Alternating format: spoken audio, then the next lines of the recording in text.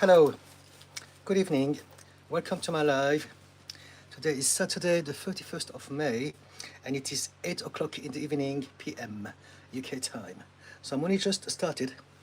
I don't know how long I'm going to stay. It all depends on how the flow goes and how many people are there asking me how many questions. For those who don't know me, I'm a therapist and coach.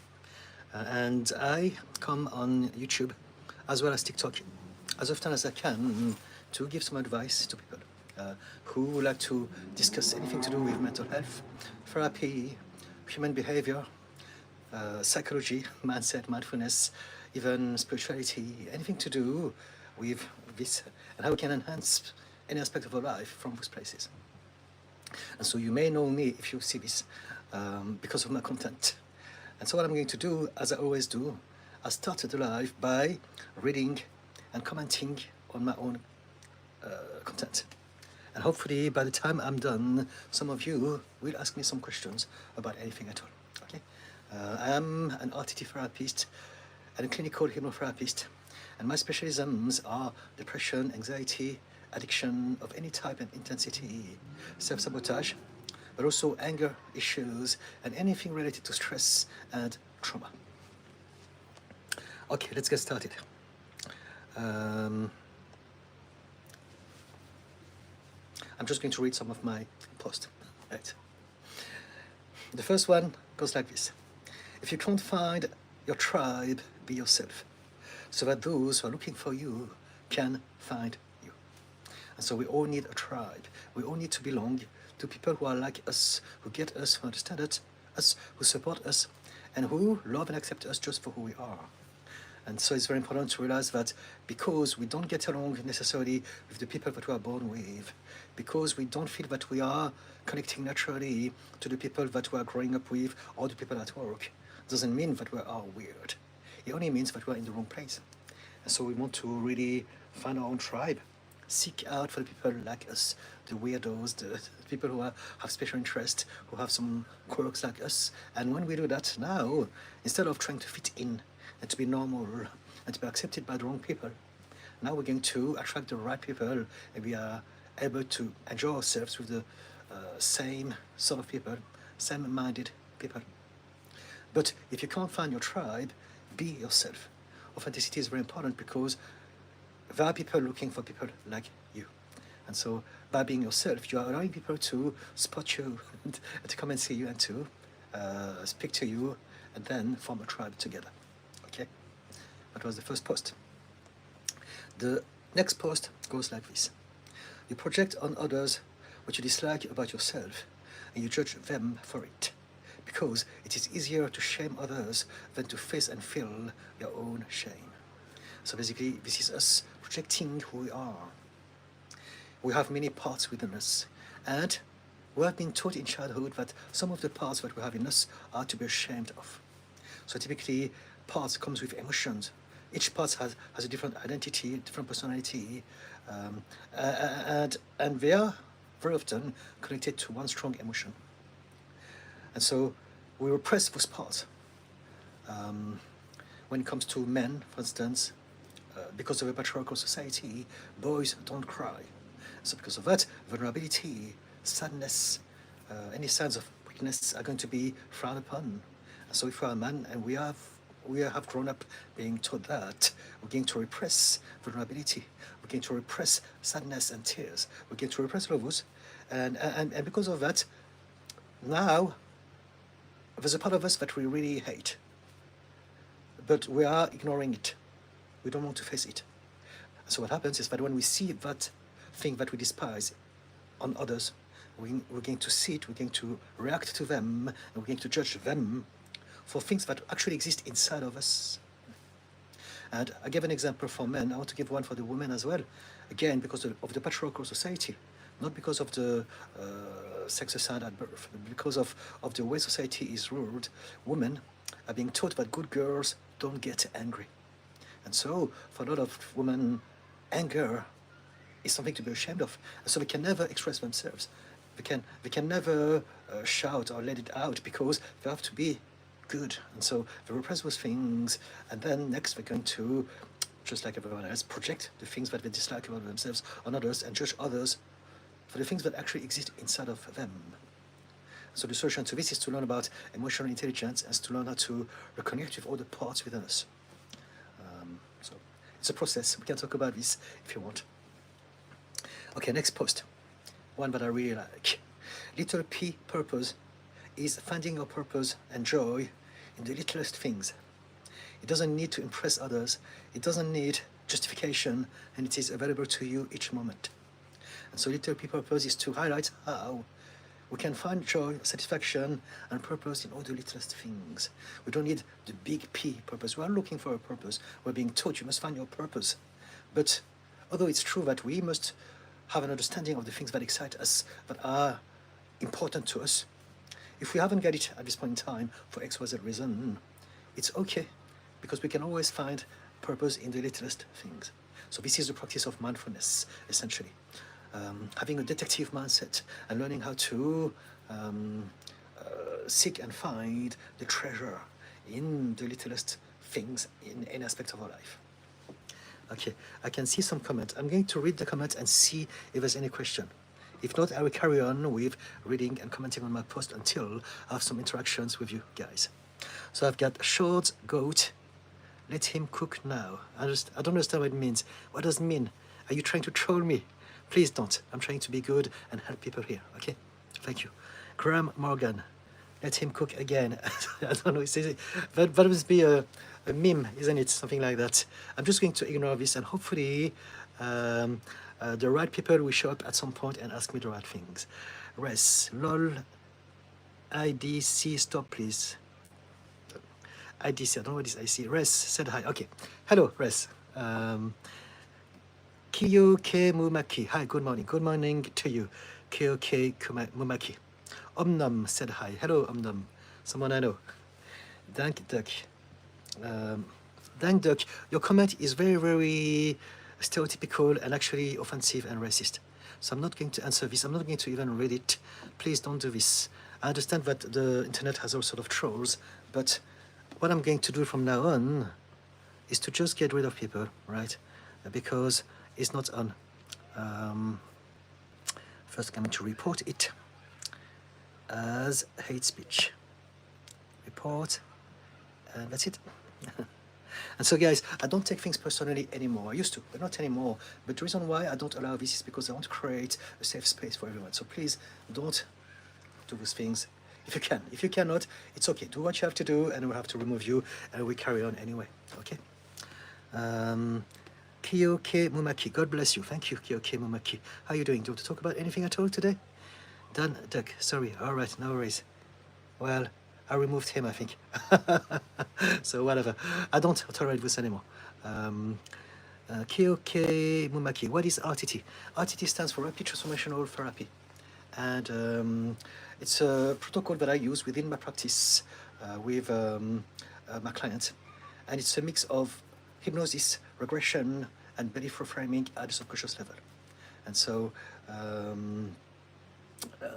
we go back into the memories of the past and we change the energy of those memories. Because if you think about it, there's no such thing as the past. And so we never go in a place called the past. We're going in a place that is reflecting who we believe we are based on how we feel about those memories. And so basically to address any aspect of our life, any problems such as anxiety, depression, overthinking, low self-esteem, and so forth and so on, we want to find out when those habits of thoughts and emotions originated.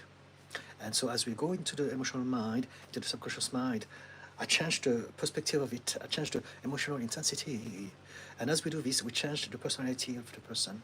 We read people from the root cause of a problem. Most of our problems are not here, they're not cognitive, they're emotional. And so we live in our subconscious mind, in our nervous system, in our body. And so it's all about emotional blocks, emotional triggers, subconscious limiting belief. Any of those things are the reasons as to why we're having to deal with whatever problem we have today. Everything. So that's what we do. Yeah. If you want to ask me more about it, I can talk about it.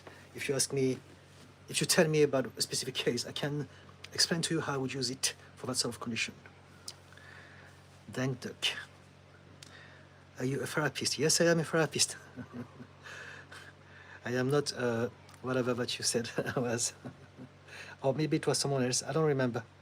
I moved I can't remember. But yes, I'm a therapist. KOK Mumaki, memories of past amazing. Yes, if we can realize that the reason why we hold trauma or any problems in our mind is because there's a part of us that believe that it is important for us to keep thinking those thoughts, to keep feeling like that, to keep being triggered the way we are doing, the way we are being triggered whenever we're facing certain situations. And so if we can remember that now we're not the same person, now I am an adult, I'm a grown-up, and so I don't need to react anymore. I have my intelligence. I can deal with this, with whatever comes my way. And so when we do this, we are basically switching off, disarming all the systems that we have put into place in childhood back then to protect us from whatever was happening to us then. Anything that is causing a problem to us is essentially a function of the mind that we have put into place because we thought that it was necessary. Our brain is designed to adapt to whatever we're going to experience and repeat. And so if we have no trauma in childhood, then it's going to develop normally, no problem. It's going to be able to think straight and to take decisions, to remember stuff, to stay calm, to regulate emotions, to deal with stress and adversity and all those things. But if we are going to go through some overwhelm in childhood, could it be abuse or neglect? Now, the brain is going to have to adapt to that. And so it's going to create some system to protect ourselves. Because at that point in time, we don't believe that our caregivers are good enough to protect us. So we have to do it ourselves. And so because of that, now our brain is going to develop in a different way. It's going to affect the very structure of our brain. And we're going to end up as an adult with a lot of systems that were put into place by us when we were a child. And they're creating a lot of problems. They're maladaptive responses because they don't serve our well-being and happiness as adults. Hope it makes sense. Kiyoke Mumaki, you're a doctor, right? No, I'm not a doctor. I'm not a doctor, I'm not a psychotherapist, I'm not a psychologist. I am an RTT therapist and a clinical hypnotherapist. That's what I am. In the UK, I can call myself a therapist. If you watch me from America, from the USA, I don't believe that I can call myself a therapist there because you have some specific diploma that you need to have. And the UK is different. Every country has different rules. But I am a therapist here from London, as far as I'm concerned. And my titles are clinical hypnotherapist and RTT therapist. I've been doing it for 8 years. And because a big part of my profession is to look after people, I need to understand about the human mind. And so that's it. It is within that capacity that I'm here today, within my experience, my knowledge, to do my best to give you some support and recommendations if you have anything you'd like to talk about. Kiyo Kemumaki, like a psychiatrist. So as I said, no, I am a mental health professional, but I'm not a psychotherapist. There are different job descriptions. But I do look after people, and my job is to find a way to remove those emotional triggers that are creating all the problems in their lives now. Kiyo Kemumaki, you don't go to sleep. What is the time? In the UK, it's 8:14. So I don't know where you are watching me from, but in the UK, it's 8:15 in the evening, so it's not that late. Kiyo Kemumaki, you're really loving your job. That's great. Yes, I am. Thank you very much. I had myself a very tumultuous and challenging childhood, teenagehood, and young adulthood. And because I've been through all of that and I managed to come out of it, this is my karma payback. I do this professionally, but I do my best to use my free time to spread out some Didi's love on the internet as often as I can. So yes, if you have any question, do ask me. So that I didn't come here tonight for, so that I can make the most of my time here. Kiyo Kemumaki, here it's 12:30. Where are you from? Where are you watching me from?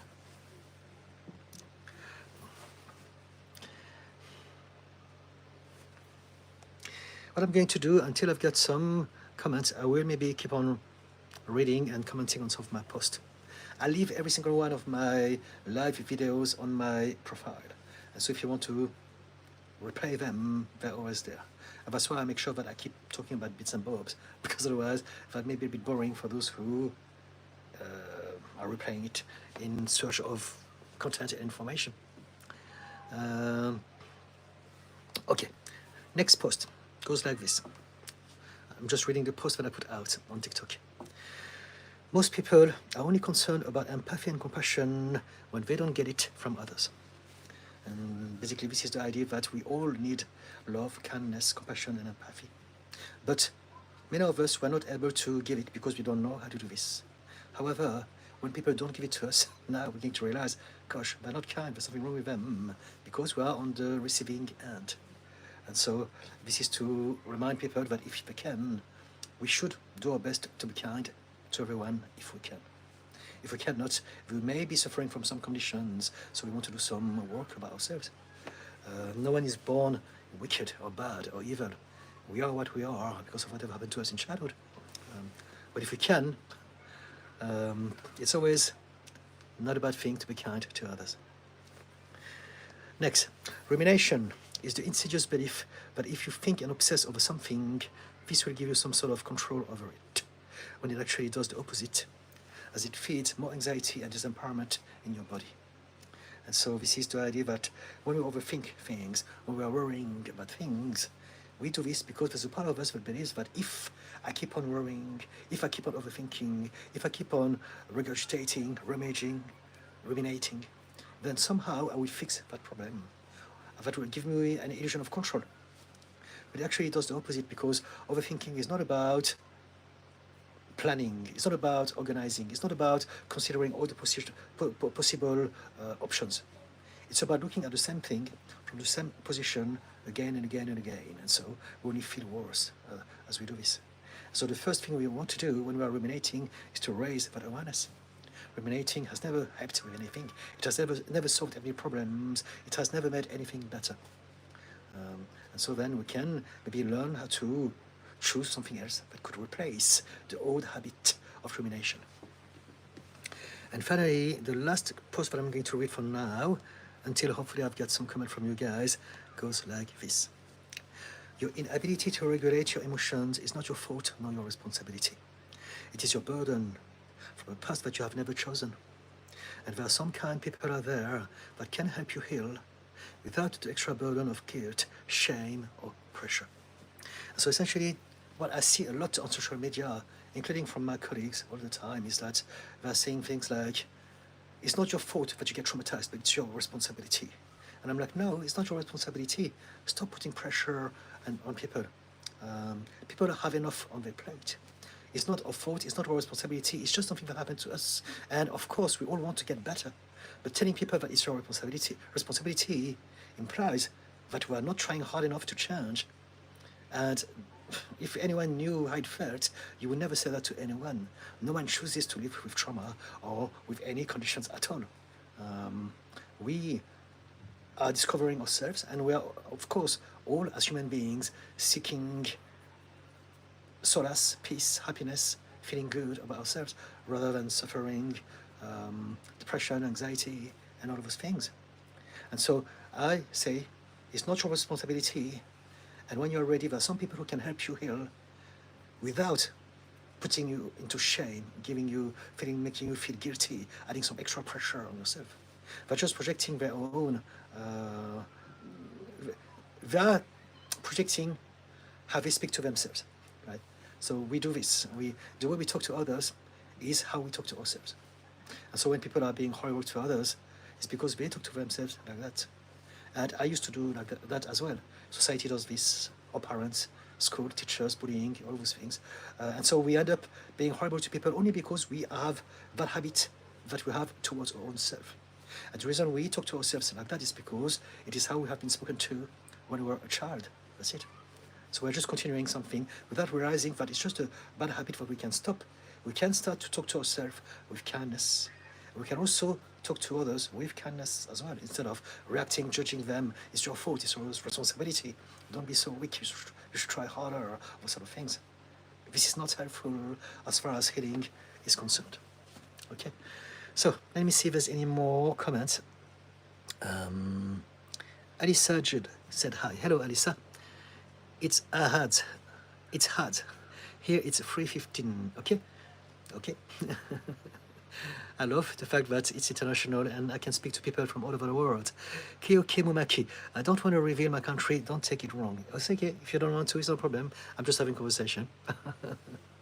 It's hard. Hi. Kiyoki Mumaki. Applause. In a world with travel bird. Hey Didi, love your content. What is RTT? So I explained it already, but I'm going to repeat it in a different way maybe. RTT stands for Rapid Transformational Therapy. It's a type of hypnotherapy that basically goes back into the memories of the past and change some aspect of yourself by addressing those memories. It's a very, very powerful form of hypnotherapy. It's hypnotherapy on steroid. And it was a method created by Marisa Peer. So I don't know if you heard of her. She's a very prominent therapist in the UK. And she came up with a fantastic system that is really, really, really powerful as far as trauma and emotional wounds are concerned. And so, yeah. Kyo Kemumaki, overthinking is really a problem. Do you overthink? Do you want me to talk about this? In a world with travel bird, very cool. I use IFS. Oh, the internal family system by Robert something. I forgot. Very good. Yes, I do talk a lot about some aspect of IFS. I don't use the protocol itself, but I like the idea of explaining to people how we are not one mind. We are many minds. And the reason why we suffer is because we believe that there's only one self, and that self sometimes behaves in ways that is shameful, that is embarrassing. And so if you can realize that there are many parts, and there's a part of you, I mean us, me, all of us, that is in charge of shame, that is in charge of sadness, that is in charge of holding you back, so maybe coming across as weak, when it's actually protecting you. All of those parts, they all exist for a reason, they are valid, and they're there to look after ourselves. We are all those parts, and the right parts come out for the right occasion. So if you can realize that there's nothing wrong about ourselves, even the parts that make us feel weird, they're there for a reason to look after us, because they're the best part elected by the drill sergeant part, which is also a part, but you can think, okay, that part is best for that job. And so if you can realize this, we can't dislike ourselves. We can start to rekindle, pardon my French, with all those parts within us and learn how to love ourselves fully and unconditionally. We suffer because we have some internal hatred, and because of that we repress those parts, and we suffer from the emotional repression. The more we repress some parts within us, the more those parts are going to try to be heard. They're going to keep on coming back. It's energy. Emotions and feelings are energies. And so if you don't allow ourselves to process, to acknowledge, to feel the energy is going to be trapped in our body. Over time, it will turn toxic, sterile. It will hurt us mentally, emotionally, and physically. So yeah, I love the internal family system. I think it's a great system, and I do borrow many principles of it when I explain the mind to people. Kiyoki Mumaki, it's great talking / chatting with you. Okay, I'm glad you appreciate it. Kiyoki Mumaki, now I don't have that problem, but 2 years back I had that. Now a little bit overthinking. Okay, if it's not a problem, then you're right. Are there anything that are potentially problematic that you'd like to discuss? In a world with travel bird, also fan of your content around ADHD and neurodivergence. Okay, yes, we can talk about this. We can talk about anything. My job here is to try to explain how the mind works, so that people can use this information to maybe upgrade some aspect of their life. Everything about our life starts from here and ends there as well. And so by understanding the mechanics of the mind, that's a game changer for everything. Could it be relationships, abundance? Could it be focusing on developing something,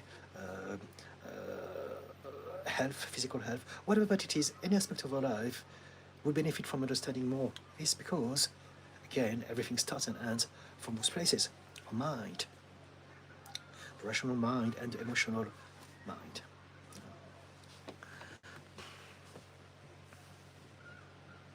Kyoke Mumaki, I had school body trauma. All right. So, do you want to talk about this? How do you believe it has affected you? We can talk about this. I've been bullied myself when I was young. I grew up in France, and as you can see, my genetic is East Asian. My parents are Chinese, and because I was there in the 70s, everyone was openly racist, and it was very, very difficult for me and my brother, and for anyone like me back there.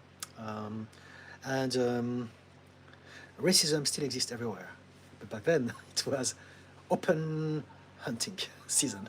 It was just normal. And the sad thing is that because it was normal, people had to accept it. And it was not just racism, homophobia, fascism, ableism. Everyone was ableist. On television, on the newspapers, everyone was making jokes about disabled people, and it was so hilarious for everyone. This was just horrible. But because it was kind of normal, that was even worse. We had to kind of accept it as a normality. And so I remember when I was younger, a lot of people called me all sort of names, and I hated it. I had a lot of problems at school. But some of my so-called friends also, as I was getting older, thought that it was okay to call me names. And I never thought that it was okay. For me, it was always something that I hated, that hurt me. But I could never say anything because I lived in that society where it's normal for everyone, so I could not say anything. And I remember many, many years later on Facebook, I found a post from someone that I know saying how he had some Asian friends, and back then people were not such snowflakes. Back then he could call them chinks or whatever, and it was okay. He said his friend, they used to laugh at it. Everyone was okay. Now everyone has become a snowflake, become so woke and sensitive. And I told that guy, you don't realize that your friend probably hated you, just like me. I hated everyone. But we couldn't say anything because it was kind of normalized. Everyone was sexist, everyone was homophobic, everyone was ableist, everyone was fattist, everyone was racist, everyone was everything discrimination-wise, and it was okay. It was absolutely normal. And so it's a great thing that now things are changing. We have an awareness that even though there are still things happening, it's getting better because people are talking about it and fighting back. So there you go. So if you want to talk about it, we can absolutely address this. My bullying has absolutely traumatized me. Now, on the top of that, I had some problems at home. And so, problems at school, problems at home, I had nowhere, no one, and that really, really get me to end up in a world of trouble. I have a lot of conditions. I was homeless at a very young age, but now I'm cool. But it took me 38 years to come to terms with my past, with my problems. So, yeah. Bullying was where it all started for me, and it really, really is a grave, serious problem. Kyo Kemumaki. I stopped studying because one of the person told me studying never brings friends and bullied me. Now I think I'm better. I learned a lot. Friends are dangerous. It's not that friends are dangerous. People are people. If you say that friends are dangerous, you are basically showing me and telling me that indeed you have been hurt by those situations, so much so that it has affected the way you perceive relationship and people. So this is a trauma response. If you believe that friendship is dangerous, then it's not normal at all. Kyoke Mumaki, you are great. Facing racism is difficult, but you reached height, helping many people. You are great. Okay, thank you very much. I'm glad you appreciate this. I was a very different person for a long time. I used to be very reactive, very angry, very depressed, very anxious. I have a lot of conditions. And now I can function, I've got my systems, and I have disarmed the triggers that I had. So I'm good with that now. But I was very different. And so the reason I'm saying this is to really highlight how no matter what we're going through, we can all potentially change and get better. Kay Stevens said hi. Hello Kay, how are you doing? Omnom. Hi Didi, I hope you are doing well. I am. Thank you so much for coming. And how about you?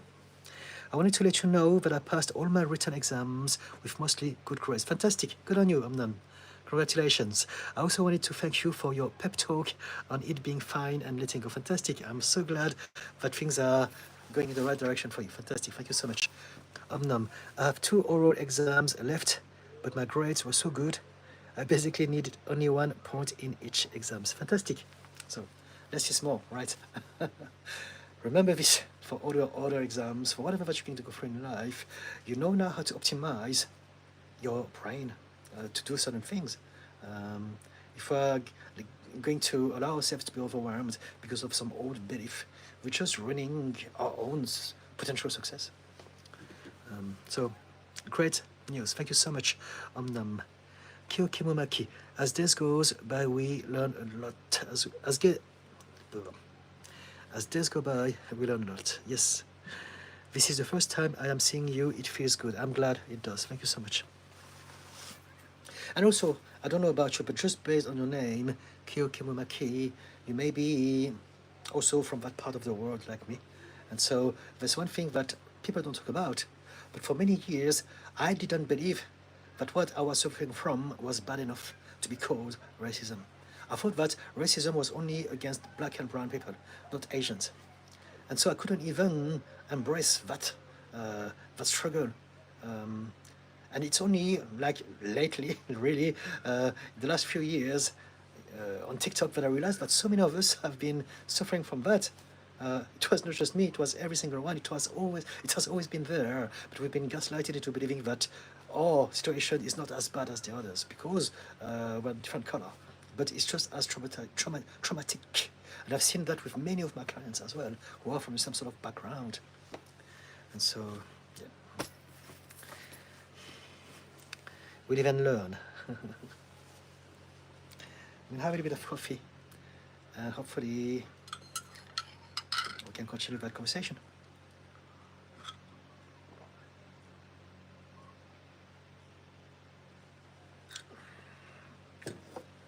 Kyokemumaki, yes. And so, do you do anything about the repercussions of your bullying at school? Because we don't realize that a lot of our beliefs are going to be twisted because of those experiences. And they could be problematic belief. If you believe that friends are dangerous, it's not a belief that you want to keep having. People are just people. And what you want to do is to realize that now, even though you may have been bullied when you were younger, now if you are going to meet people, you can give them a chance. And if they don't show the signs that they are nice to you, you can also set boundaries and say stop. Right? That's the difference. When we are young, we don't know any better. We want to belong. And so we are willing to do anything to be accepted by a group of people. Even if that includes being bullying, we don't know the limits. We're just discovering ourselves. But now you are a grown-up, you're an adult, and you can absolutely set boundaries, yet give people a chance.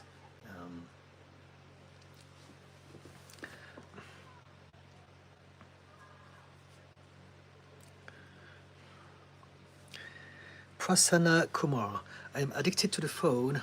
What should I do? Should I switch the dumb phone? It's not that you're addicted to the phone. I mean, I can see what you are trying to say here.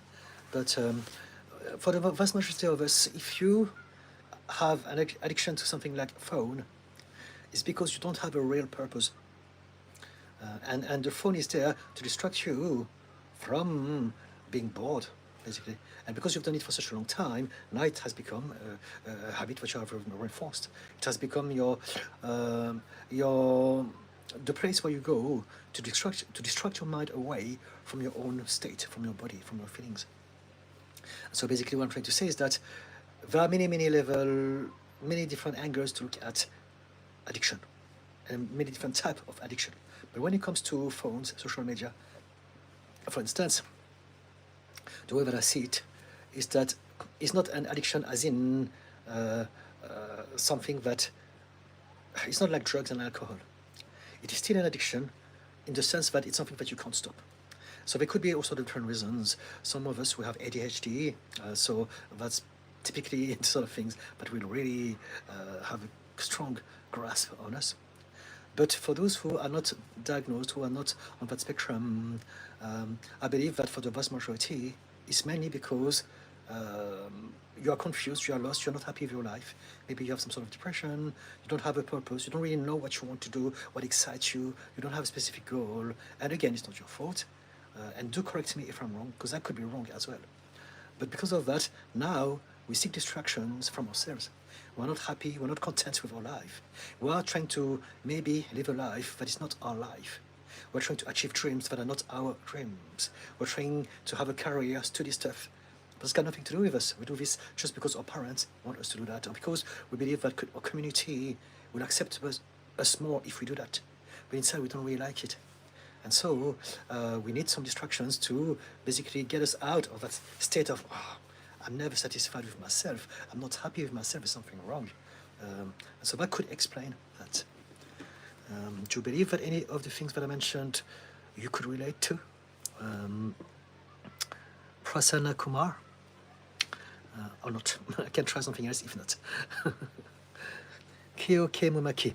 Hey Didi, I'm going to sleep. Thank you for everything. Okay, good night to you. Thank you for popping in, and do come back in the future. Do follow me if you don't.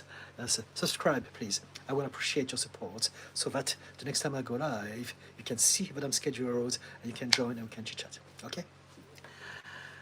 The Aftermath said hi. Hello, the Aftermath. DJ Shaggy Doe. Good morning. Thanks for all your inspirational work and dedication to helping others. Thank you so much, DJ Shaggy Doe.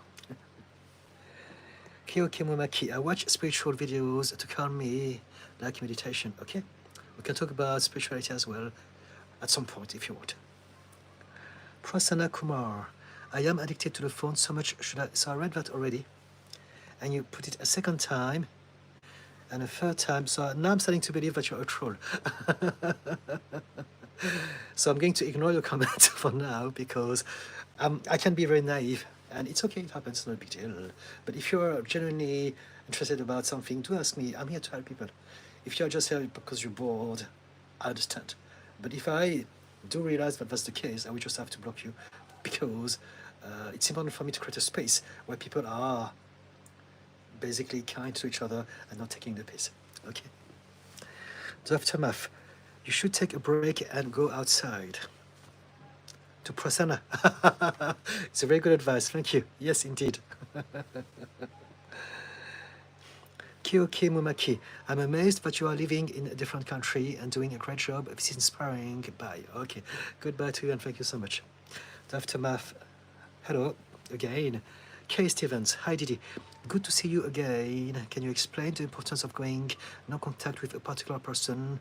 Is it due to their limerence? So you're talking about two different things. So limerence is a very specific situation when people are infatuated by someone for all the wrong reasons. But then you say at the start, can you explain the importance of going no contact with a particular person? So are you talking only within the context of limerence or in general? If you go no contact with someone, it's because you believe that is the best way to deal with that relationship, with that problem, right? Whatever that it is. Now, when it comes to limerence, if that's your question, then it's true that the best thing to do is to have a clear conversation. Tell them, you know, this is not normal from you. I'm going to have to set some boundaries. And if you don't respect those boundaries, I will have to cut the ties with you and block you and stop any contact. Just make sure that you communicate with that person. I think if you can, it's better to talk to them before you set the boundaries as opposed to just block, because they may not understand what is going on, and the thing is that they will always take it personally anyway. But I think it will be less of a blow if you are showing them kindness and grace, at least for one occasion, on one occasion. And so sit down with them and say to them, you know what, I think there's a situation here. I think we're not on the same wavelength, and so maybe it's better for us to leave it at that for now. And if they persist, if they insist, then block them, get the police involved if they're harassing you, sort of things. But yeah, we want to realize that people also who suffer from limerence, they have some problems, they have some beliefs, some wounds that are getting them to be like that. So if we can be kind to them. It's a great thing to be. If not, you don't have to. Look after yourself first. Okay? Does it make sense? Prasanna Kumar. Okay. Finally. Yes, how do I find my purpose? I want to give ACCA exam. How do I find intrinsic motivation? How do I get happy? You are right. Okay. How do you find your purpose? You find your purpose by following your intuition and by trying different things until you find something that really excites you, that comes to you naturally, that you're naturally good at, and then you will know that's my purpose. But you have to try different things, and you have to basically follow your intuition as opposed to listen to the advice of some people who may come from a good place, but they're just projecting their own dreams over you. How do I find intrinsic motivation? You don't find motivation if you're doing the right thing. This is the thing. Motivation is a con. We don't need motivation. We need to do things that we enjoy. If you enjoy what you're doing, you never need motivation, right? If you are knackered, you are burnt out because you are too stressed out, because you work so much, then you need a rest. Again, you don't need motivation. Motivation is just a myth that people have created to get people to feel very bad about themselves if they're not working more. So basically, it's born from a capitalist system to get people to produce more, to be more productive. You must work hard. You are lazy, procrastinating, and you need motivation. And it's not true. You just need to find things that you enjoy and create some systems so that you're not overwhelmed, so that you're not burning out. And then you should be all right, right? But first, in regards to your purpose, try different things and see what excites you the most. Prana Kumar. Yes, how do I find my purpose? So I read that already twice. Mad Knowledge. Can you give me advice on how I can stop overthinking, please? Thanks. We can talk about overthinking. So if you can tell me what sort of things you're overthinking about. But generally speaking, we overthink because we believe that if I keep overthinking, I'm going to find the solution to that problem. But overthinking is not doing this. Visualize a metaphor. Overthinking is like you being on a rocking chair and you are expecting to get somewhere. As long as you're on that rocking chair, you're not going to get anywhere, you're just going to rock. You're not getting anywhere. And this is what overthinking is. So if you can create that visual to remind you, I'm doing this again, I'm wasting my time, it's making me feel terrible, because the more you are thinking about something that you have no power over, the more distress you can feel in your body, the more anxiety, the more stress. And that is going to get you to overthink even more. And so the first step to this is to visualize that rocking chair, and then decide to yourself, okay, now, does overthinking helps? Will me overthinking about that thing make anything better? Of course not, it has never. I know this, you know this, everyone knows this, and so what am I going to do now? If I cannot do something about this right around now, I'm going to let it go and focus on something else. So try to ask yourself, that thing that I'm thinking about, can I do something about it right here, right now? If you can do something about it, do that thing. Once you've done that thing, ask yourself again, that thing that I'm still overthinking about, can I do something else about it? At some point you will say, no, there's nothing else I can do right around now. And so when that happens, tell yourself, okay, I've done everything that I could, right around now, there's nothing else I can do. And so I'm going to choose to think about something else. I'm going to think about something that makes me happy, that makes me relax. I'm going to do something that stimulates me. I'm going to meditate, practice some mindfulness, things like that. I'm going to go for a walk, go to the gym. I'm going to watch a video of something that I have interest about. I'm going to listen to some music, whatever it is. Choose to do something else instead of overthinking, and you will feel better about yourself, right? So yeah. So I hope that it helped. Tell me, ask me, do tell me. I can give you a little story, and maybe it's going to help. A long time ago, because I stopped doing these things. I used to really obsess over things and overthink and worry, because again, I've got conditions, I've got my own problems in the past. I used to be very different. And there was one night, I remember, I had a problem with my bank. I've been scammed. And at the same time, I also had a problem with my website. somehow the website designer didn't do something, and my website was not showing up. It was a blank page. And so it was Sunday night. I was really, really frustrated. I was very annoyed. I was like, first, bank, I've been scammed. And so I was saying to catastrophize, exaggerate. What if they empty my bank account? What if I can never retrieve that money? What if I go bankrupt and I end up homeless again? All of those things. There was havoc in my mind. I was imagining all those things. And then I was thinking about my website. And my website is not even working as well. I'm trying to run my business and this is happening. Oh, why? And so it was, I know it's happening again. I need to do something about it. And so I did what I'm recommending you to do now.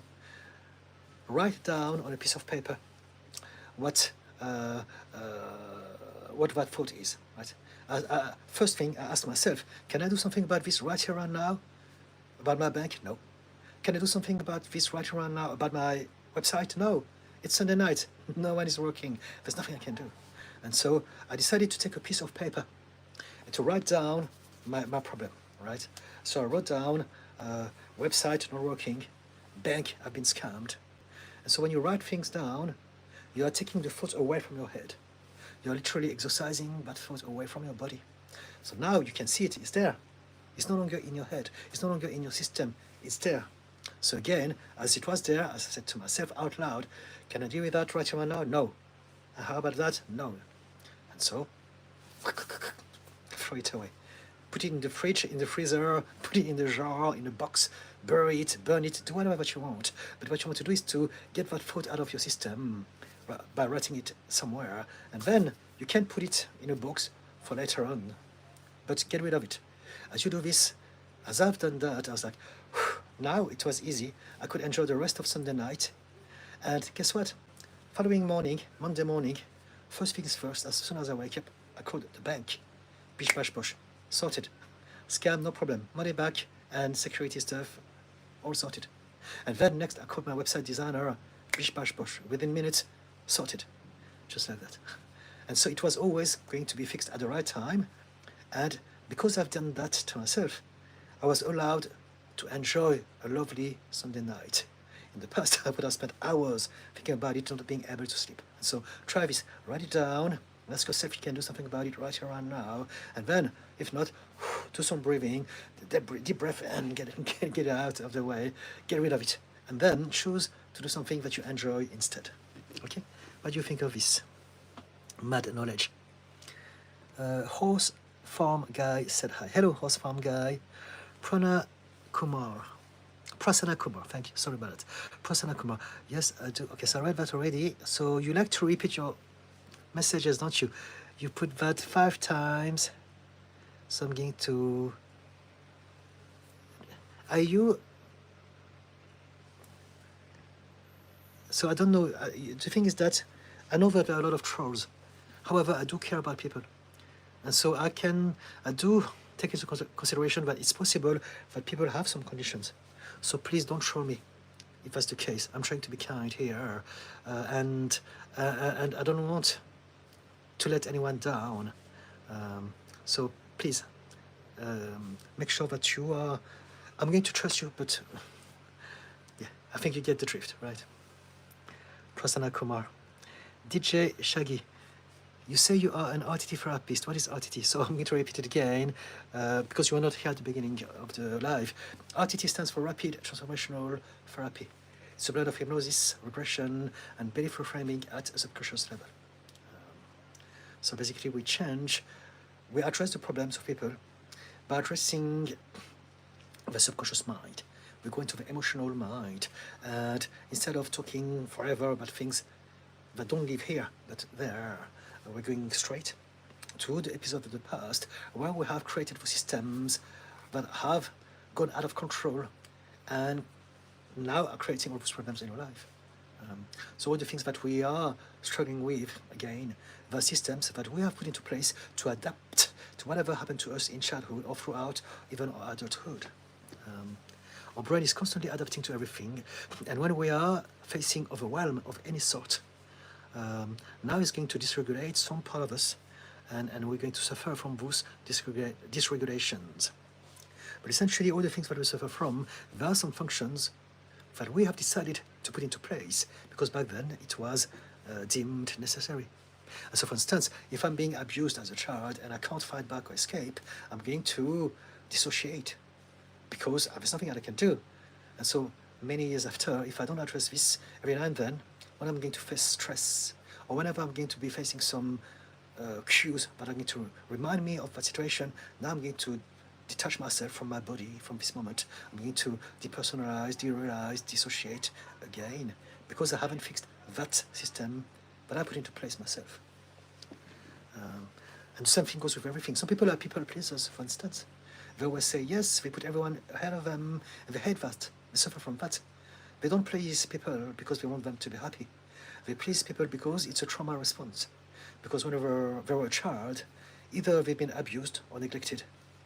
And people pleasing was the system they had to use to survive this. And so if I'm being abused by someone, for instance, phoning, it's called phoning, which is basically complying, going along with the abuser, is the way to make it less worse for ourselves. But also if we've been neglected by our parents and we didn't have our needs met, we're going to believe that by saying yes to everyone, by being a good boy or a good girl, that's how I get loved. That's how I get seen. That's how I get accepted. That's how I get them to be proud of me. And so we develop that, and all throughout adulthood, we are a people pleaser, and we just hate ourselves because we are coming after everyone else. And again, there are systems, just like everything else, that we put into place ourselves back then. I hope it makes sense. And so RTT, we go back into the past, into the memories of the past, and we address those systems from where they originated, and we disarm them from there. Prasanna Kumar, please help me 4 times. So, did you hear anything that I said? I hope that you heard that. Are you in a heightened state of anxiety for you to repeat those messages all the time? The aftermath. How do you let go of certain people, especially when they have helped you, but they change for the worst over time? It doesn't matter whether they helped you or not. People do change indeed. So you have the answer in your question. We all change in some capacity, and it's not just that they change. You change as well. Everyone changes. The whole world changes. The nature of the universe is that everything changes all the time. It's called evolution, and it is inevitable. Now, how people change is different. But even if people have been good to you, if for whatever reasons it's not working anymore, you're going to listen to intuition and follow what is right for you. If you feel that you owe them something because they've been good to you, and you feel that you can do this because of that morality that you may have, then do it. But if you decide that it's enough is enough, then do this as well. There's no right or wrong. There's no universal right or wrong. There's, however, a right or wrong feeling. Listen to the feeling. Pay attention to how you feel. Listen to your intuition and follow what it tells you. Right? So how do you let go of them? You speak to them, you tell them, you let them know. You talk to them. You explain it to them. You can tell them, I'm very, very grateful that you helped me. However, the situation has become toxic, and I don't believe that there's any other way at this point in time for us to deal with that except having to create a space between two of us for now. Does it make sense, the aftermath? Reda 1. I am planning to get AP psychology, so any advice? Ask me a question about something. Any advice about what? What is AP? I don't know what is AP. Is it the name of a diploma? AP psychology. Okay. AP psychology is a high school course, part of the College Board of Advanced Placement Program. So I don't know. Do ask me something specific, because I don't know what to say to you. Any advice? Sleep well, drink water, be kind to yourself. I don't know. A ton of advice I could give you. Give me something more specific, please. Is it in regards to the journey of psychology? Is it in regards to how to optimize your brain functions? Is it in regards to some, I don't know, sleeping problems or whatever that you may have in regards to those studies? Give me more, please. Reda. I secured. My friends have a friend who is toxic. I keep telling them to stop talking to her because she clearly wants attention, but they are not listening to me. What do I do? You let them be. It's their business, it's not yours. You can only deal with what is happening to you. We can't get people to change. You may be right, you may be wrong. We don't know, right? Again, I don't know. No one knows. This is what you believe. And you may be right, absolutely. But also you may be wrong. And the most important thing is that it's not for you to deal with. It is their relationship with someone, and it's for them to experience this and to learn from that situation and to decide whether or not that person is toxic to them or not, right? I think we're here to learn about ourselves as we explore different relationships with people. And so let them be. Tell them what you think, how you feel about that person, because you want to give your advice, right? I feel that, maybe be careful. But if they're not listening to you, it's on them. You don't own them. You don't control them. They do whatever they want, right? You wouldn't want anyone to tell you what to do, right? You are going to do things based on how you feel about people. And so if someone was going to tell you, you shouldn't hang out with them because they're weird, but you're okay to hang out with them, just do whatever you feel is right. And it's the same thing with everyone else. We can't change people, and we're not here to direct them or to control them. We can just communicate with them and tell them how we feel, and then it's up to them to do what they want, and we focus on ourselves, right? I hope it makes sense. What do you say? I secured. Does it make sense?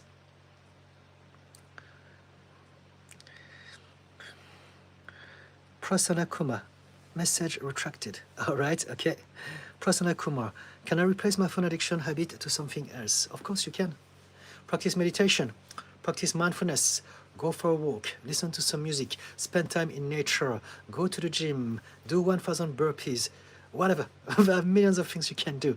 Learn how to cook your favorite meals, study stuff that you enjoy, read books that you enjoy, watch movies that you enjoy, watch comedy that you enjoy, spend time with people with whom you connect with. There are tons of things that you can do, right?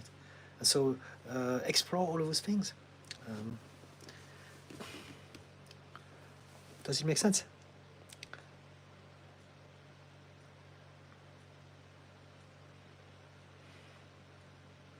Reader, message retracted.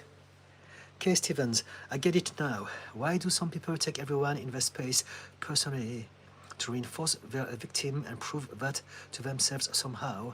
Adopted brother, I've mentioned, misread others' behavior. So it's a little bit scattered.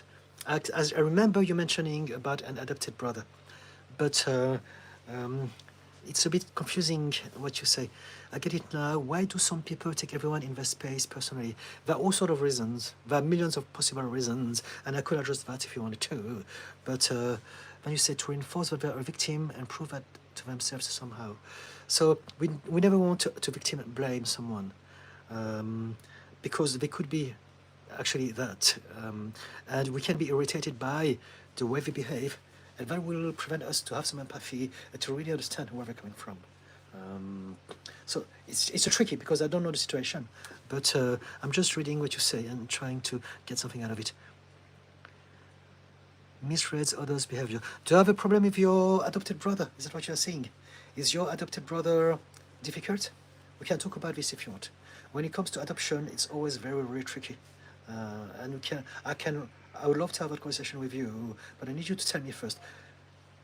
Could you correct me, please? You have an adopted brother, and based on what you say, you're saying that he is playing the victim and is creating a lot of problems for you and your family. Is that correct? Reader, message retracted. Mad knowledge. Can you help me how I can change my bad self-concept of myself that I'm not worthy of love?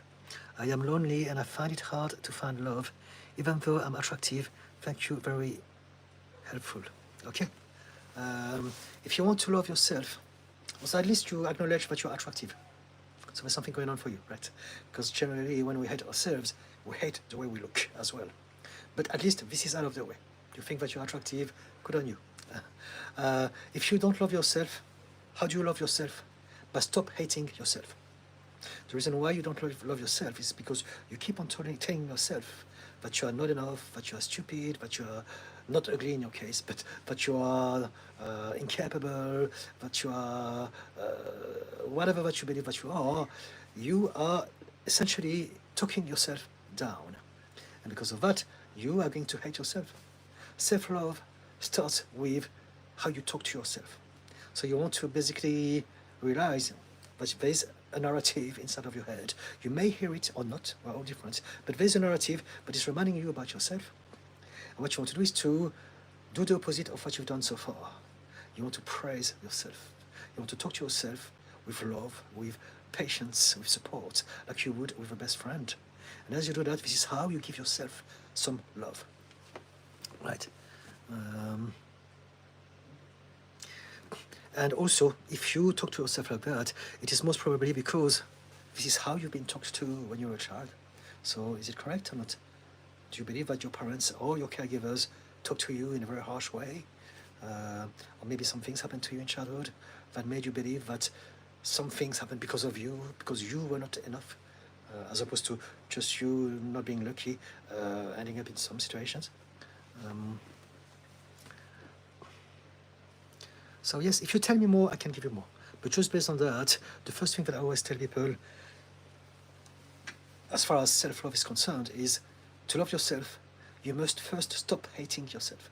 So you must first start to talk to yourself in a kind way. Whenever you are going to do something, catch yourself. I'm too stupid, I don't deserve that, I'm going to make a fool of myself. Realize, I'm talking to myself again like this. And so I'm going to tell myself, it's not true. I can try this and see what happens. And if they reject me, it doesn't mean that I'm not good enough. It means that it was not going to happen. Right? Change. Learn how to talk to yourself and learn how to change the belief that you have about basically how you're going to interpret situations. So let's say, for instance, I want to approach that person, I want to speak to that person, they're very attractive to me, but I'm very shy. But I don't dare because we feel that if I say something to them and they reject us, the no means that we are not good enough. And this is what we need to change. Because someone is saying no to me doesn't mean that I am not good enough. It only means that I am not what they want. That's it. But I am enough for a lot of other people. So I need to find the right people, basically. We need to change the interpretation that we have of any situations. When someone rejects you, they're not rejecting you. They are redirecting you. They're telling you, that person is not for me, but you know what? There are other people.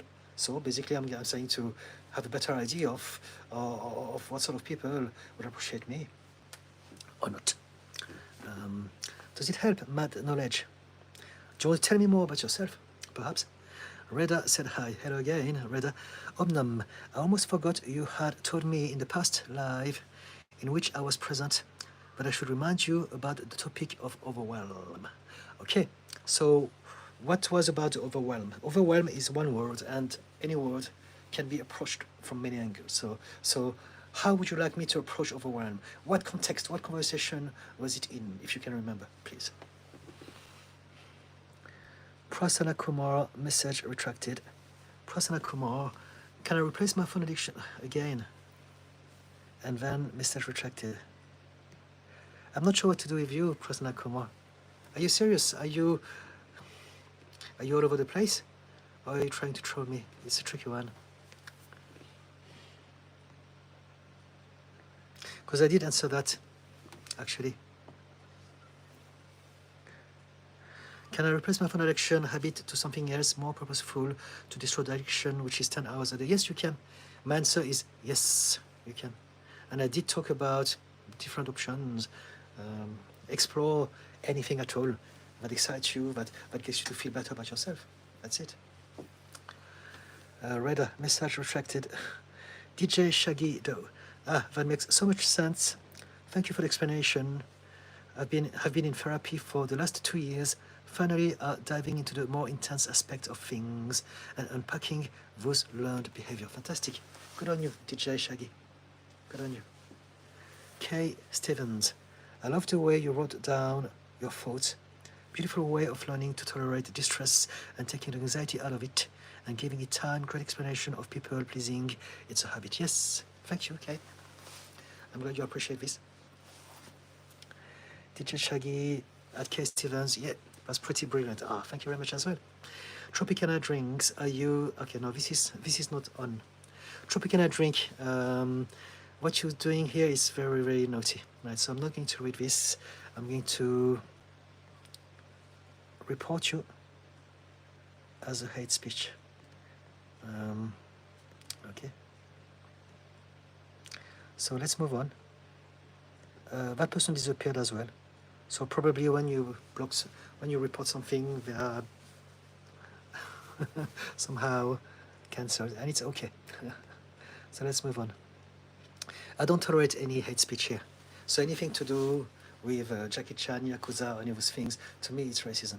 And I need to teach people basically how we set boundaries. So those are my boundaries. Guys, you know it in the background. If you say anything, it doesn't affect me personally, but I don't want this to happen here, so we just take the measures to get rid of it.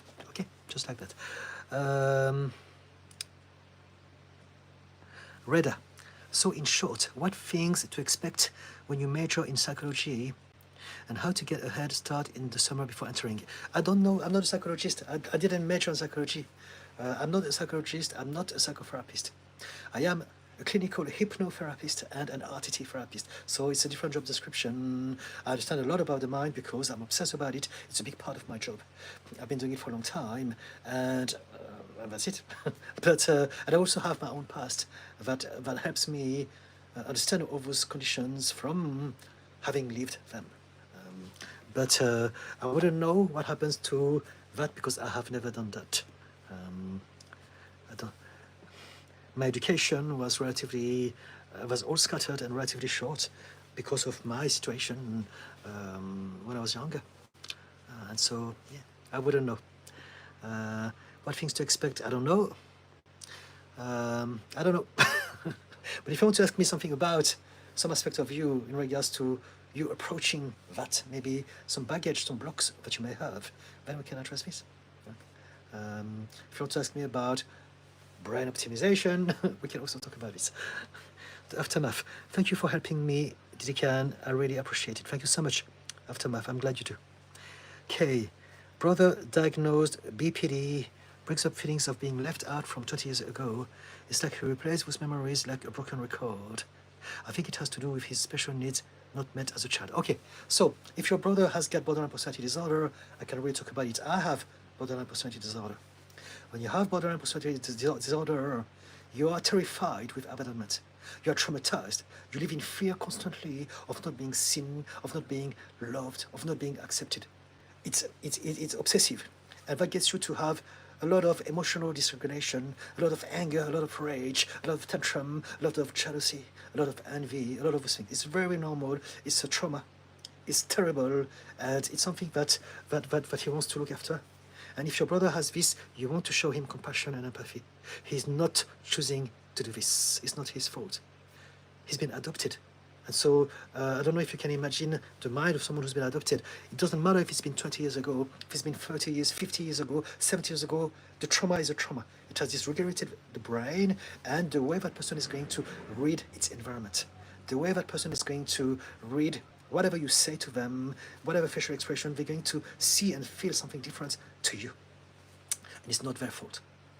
And so this is the hardest thing with people with any condition, especially with borderline personality disorder. Because borderline personality disorder typically affects relationships, all relationships. I ruined every single one of my relationship back then, everyone, because I didn't know any better, because I had to carry that burden that affected everything in my life. And now I've changed, I've learned, it cost me everything, but it was the lesson. And so what I would suggest to you is to realize that people with BPD, they don't choose this. They're not trying to be interesting. They're not trying to raise attention. They're not trying to be victims. They really are suffering. And until and unless they are dealing with the things properly, that will be their reality. They're living in hell. And it's not their fault. It's not their fault that they were not loved, they were a child, they've been abandoned, they had to be adopted, they had to adapt to a new family, and whatever happened to them in between and before and after as well, right? And so if you say, my brother brings up feelings of being left out from 20 years ago, it's normal. It's absolutely normal. If he's not heard, it will be like that all his life. He may actually unalive himself at some point, right? It is that bad. I tried to unalive myself many times because I believe that it was always because of me. What's wrong with me? Why do I keep on ruining every relationship? Why do I have to do this tantrum? Why do I have to lose control? What's wrong with me every single time? And so there's a lot of shame, there's a lot of guilt, there's a lot of resentment, but there's also a lot of reaction to the world. One of the most important aspects of BPD is the splitting. So we can't regulate how we feel, our emotions.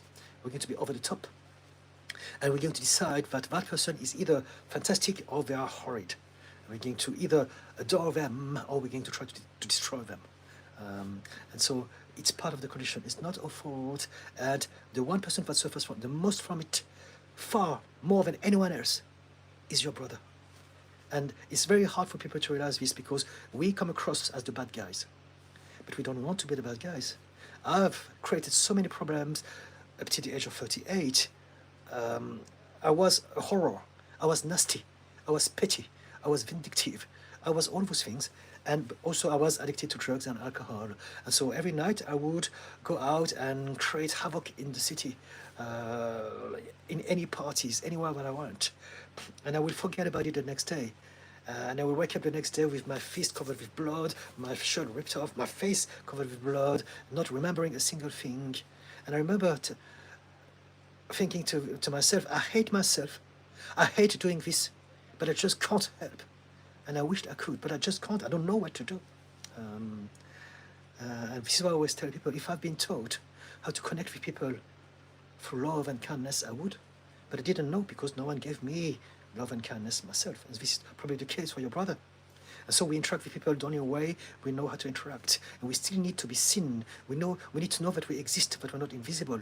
And so if the only way we can make this happen is through violence or emotional blackmail or any of those things, this is what we're going to do, right? And that's why it's so hard for people to have empathy for those who have BPD. And so I hope that you understand where I'm coming from. I'm not saying that you're horrible because I don't really know, but just based on your words, it seems as if you are believing that somehow he's choosing to do it on purpose. And if that's the case, that's why I said what I did. If not, if you understand this, then good on you. And what I'd say is, do your best to be more patient, to be more understanding. And if you can't, then create a space. Not everyone can deal with someone who's got BPD. Not everyone can be kind to others. We can only give as much as we can give. And so it takes a lot of ourselves to be able to do this. It takes an immense amount of empathy and compassion, but most of us are not being taught. So I hope it makes sense. It's like a replay with memories, like a broken record. Yes, it is. I think it has to do. Yes, absolutely. Yes. So, what do you say about this, Kay? Mad knowledge. Thanks. Is that a photo of your parents? Yes, it is. Black and white. It's my parents when they got married.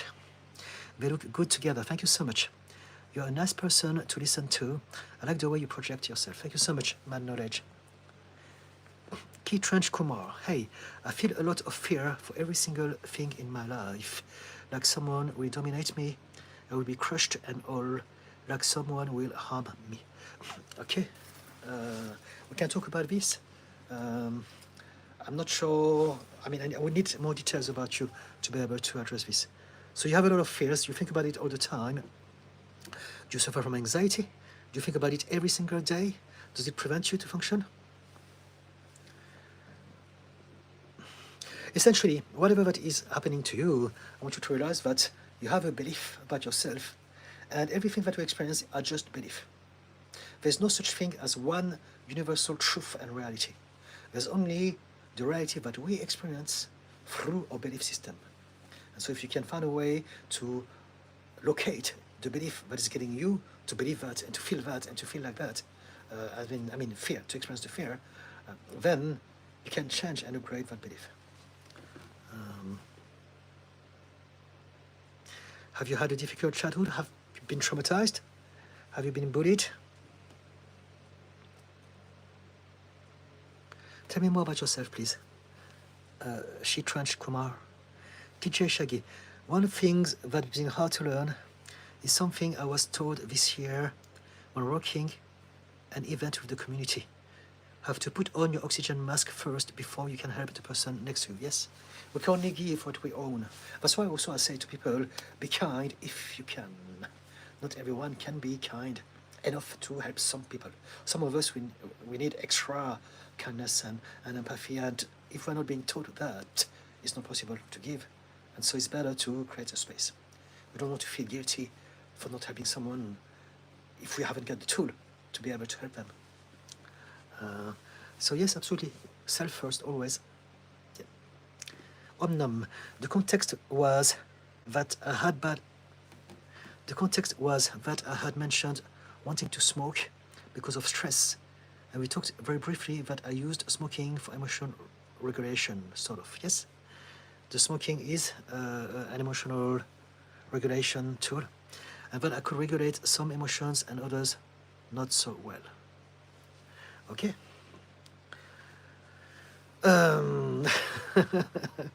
Let me try to get my head around this again.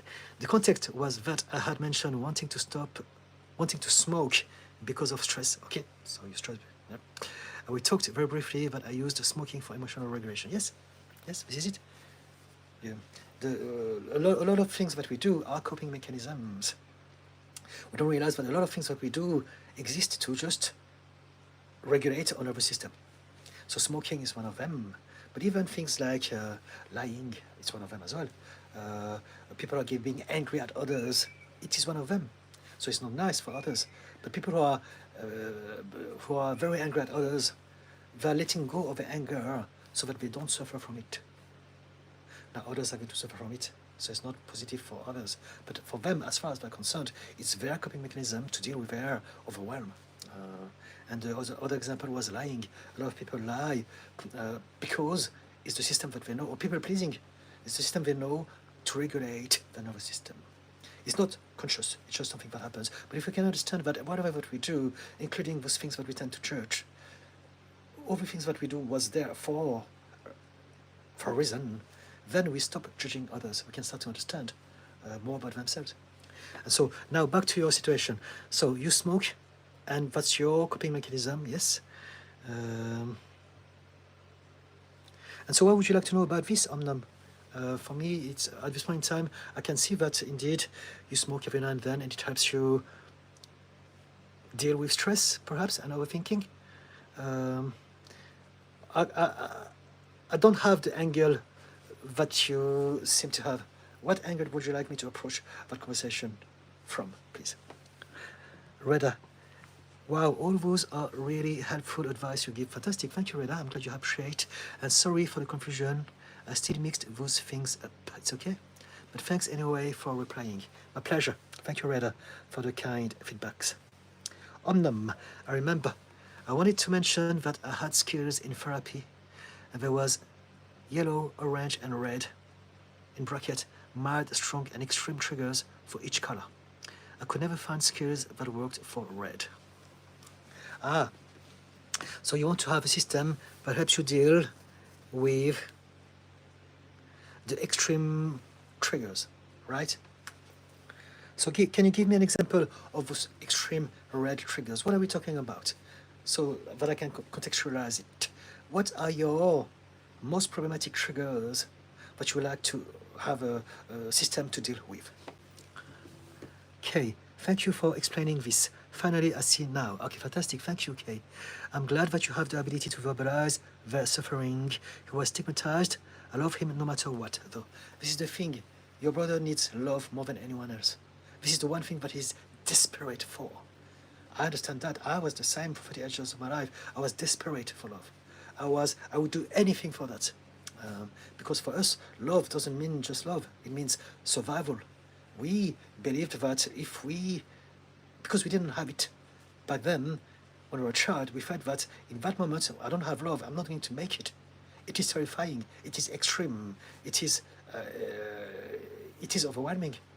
And until we have healed, it will feel the same when it happens again. And so that gets us to be very irrational, do and say stupid things that we regret as well every single time. But there's absolutely nothing that he can do until and unless he works on it. And it's possible to work on that. Right? Borderline personality disorder is one of my specialisms as well, for the fact that I had it myself and I don't suffer from it anymore. And so we can talk about this if you want to.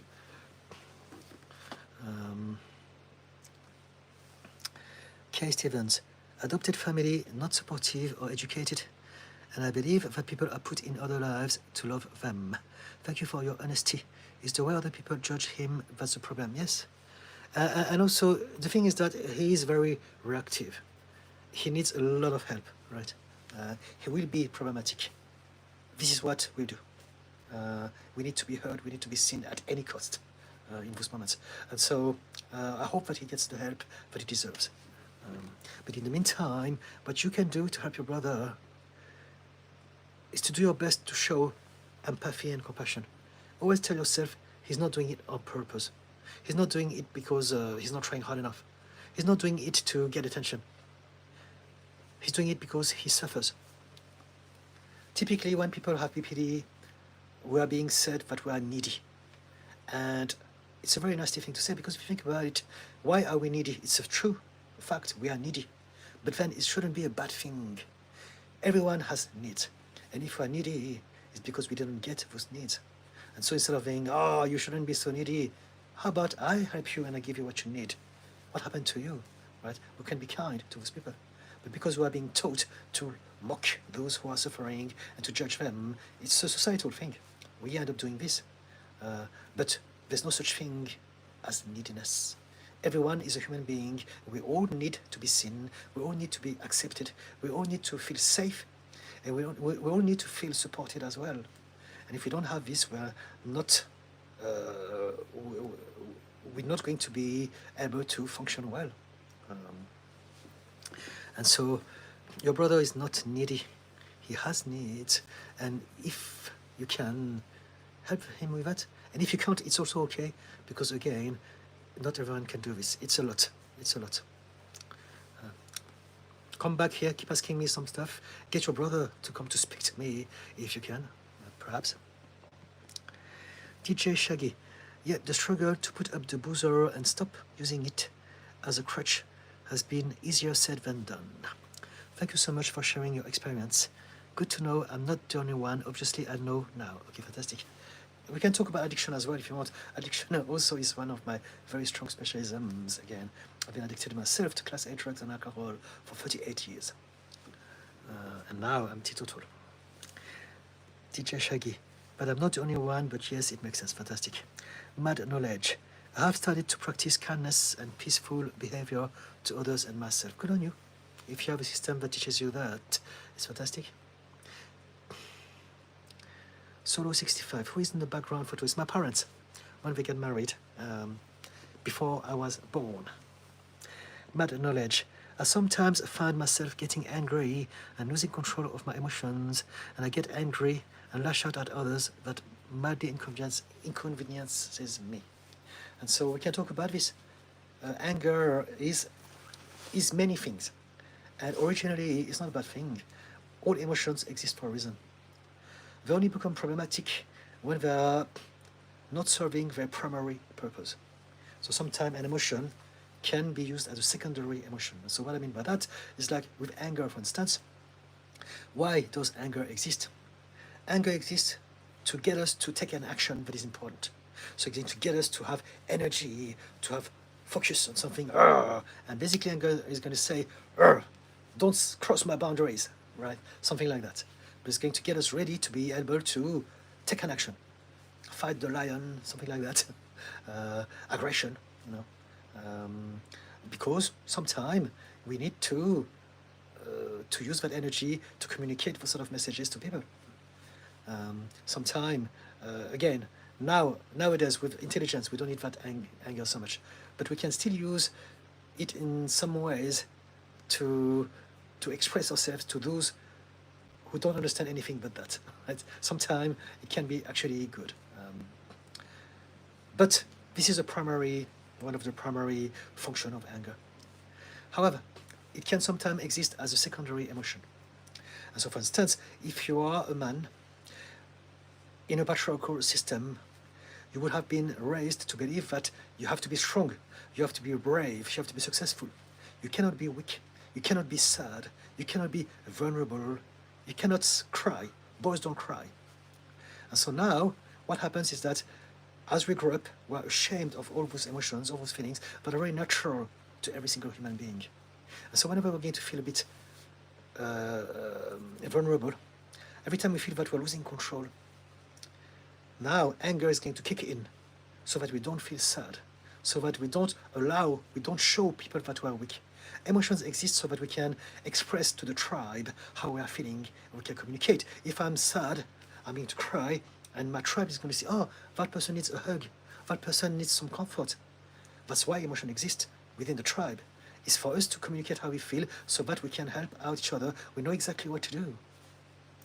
But if I'm being taught that I must have a toxic masculine mindset because of the patriarchal system, and I can't ask for help, I can't show my weaknesses.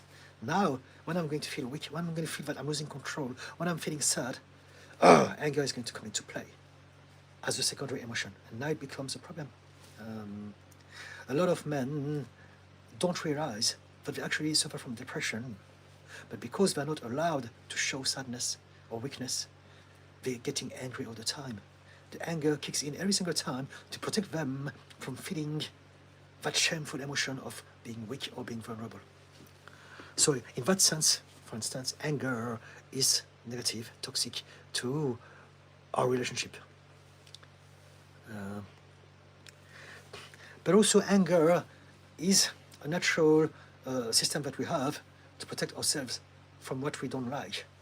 And so we get angry essentially when we don't have access to our intelligence anymore. And that's the last resort.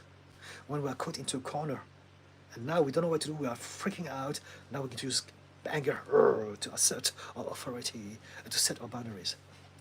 If we could access to our intelligence, we never need anger anymore. Because we can talk things through. Except for those situations, rare instances where we're dealing with people who cannot have access to their own intelligence. And so sometimes, very exceptionally, it can be useful. There's also another instance where anger can be very useful. Sometimes, because anger exists to monopolize our strength to take an action, sometimes anger, historically, has gotten people to revolt against injustice. And so the civil rights movement in America, all of those things, they came from anger. Rosa Parks, oh, I'm not going to give you my seat, F off. Anger. Get those people to take action, to have the courage, the focus to do those things. And they did it because it came from anger. And so everything is relative. It depends how anger is expressing in your life. Man knowledge. And when you say losing control of your emotions are not to be controlled. This is again one of those things that we are being taught. You must be strong, you must control your emotions. But we can't control emotions. When we are trying to control emotions, all that we end up doing is to repress them. And when we repress emotions, we are creating a lot of problems for ourselves. Because those emotions, they are energies that need to flow in and out of our body. So if we repress them, we are holding back onto them, they're staying in our body, they're becoming toxic, and they're affecting us mentally, emotionally, and physically. So learn how to have a good relationship with your emotions. Don't try to control them. Kay, you're right. Adopted father passed at 9. I try my best. Okay, thank you, Kay. We can talk more about this. It's a difficult and complicated subject. I'm sure that there are a lot of things that come into it. But I think you understand what I wanted to say. Mad knowledge. How do I stop feeling ashamed of my past and how I have hurt people's emotions, even though I know I am a more peaceful person? It's a very good question. You do this by reminding yourself that we change all the time, we learn all the time, and whatever that you do at any given point in your life, you're doing this because there's only one thing that you can do based on what you knew then. That's it. Forgive yourself, because whatever happened to you in the past, whichever way you reacted, whichever way you dealt with the situations, whatever you've done, or whatever that you ignored, was all that you could have done in that moment, based on what you knew then. We like to believe that I could have done something different, but I can't. We always only ever do the only one thing that we can do. We are limited by our emotional state, by our baggage, by our trauma, by our subconscious automatic programs, by our belief. And so we don't really choose anything. However, now you know things that you didn't back then. And so if it happens again, it's not going to happen. You are a different person that you used to be then. And so remind yourself, indeed, I effed up. I was horrible. I did a lot of things I really regret, but it was not my fault. It's all that I could have done then. I want to apologize, and if I can get my apologies to be accepted, that'd be great. If not, I have to accept, but some people will never accept my apologies. It's okay. I need to take responsibility for that. Some people are traumatized, maybe because of my actions and my behavior. And so just remind yourself, keep on telling yourself, whatever happened then is the only thing that I could have done based on my knowledge at that time. And then you will let go of the shame. It's never anyone's fault. Everything that we do is always because that's what we believe is the best solution at that moment. And again, it's coming from someone who's done a lot of horrible stuff. So I really understand what you mean, whatever that you have in mind.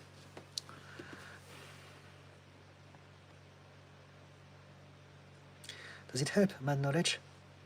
DJ Shagido. By growing and improving, it's in the past. It hurts, it sucks. People might dislike you, but you are here now and are doing what you can to make amends. That's what counts, in my opinion, at least. Okay, I agree with that, DJ Shagido. Kay Stevens. I read that men are taught to shove down their emotions to be able to get into another village and take over that territory. Makes sense, and I think it hurts men in the long run. It's not that. I don't see it like that. For me, that doesn't really make sense at this point in time. Maybe at some point I'm going to think, aha, actually it was very good. But right now I don't see it. People repress their emotions because they're being taught that this is what men should be doing. Back then, a long time ago, there was no understanding of psychology. And people needed to have a system to control people and to create a society that would function. And so they came up with something. They came up with religion, sins, fear, guilt, shame, blame, scapegoat, good guys, bad guys. If you do this, if you follow those dogmas, those rules, those commandments, you're a good guy. Everyone else is a bad guy. So now we have a system. But also, within that system, there are men, there are women. Again, we need to compartmentalize to make it easy for everyone can follow. And so men are like that, women are like that. And so we live in a patriarchal system. Men are in power, they control everything. And so they need to teach other men to behave like that. You are strong, you never ask for help, you are in control of everything, you are never to be questioned. And women, you just obey, you're in the background, you must be coy, quiet, pretty, silent, and just follow. This is the patriarchal system. And that's why men repress their emotions, and that's why women are very in touch with their emotions. Women have girlfriends, they talk, they express themselves, they cry, they seek help when they need help. And that's the way to do things. They're emotionally intelligent. Because society grants them that. In that system, this is how it works. It's not to invade the other village. If you don't need to shove down your emotion to invade the village. You can invade the village with the emotion of rage. I'm going to destroy you. It's an emotion. Anger is an emotion, right? It doesn't prevent you. If anything, you want to have that if you're going to do something horrible in a village. And so, yeah, I'm not sure where you read that. I've never heard that. I don't believe that's the case. Okay. What do you say? Mad knowledge. I'm sorry. What are you sorry about? TJ Shaggy Doe. We can't control the emotions, but can control the reactions to them. No, because reactions are emotional. This is the thing. People like to believe they have control. We don't control. We don't control anything. And the last thing we can control is our emotions. Emotions are energies that we feel. They are super fast, they are super powerful, they exist for a reason. Your body wants to tell you something. You must learn how to acknowledge them and allow them to express themselves in your body. You can't control your emotions.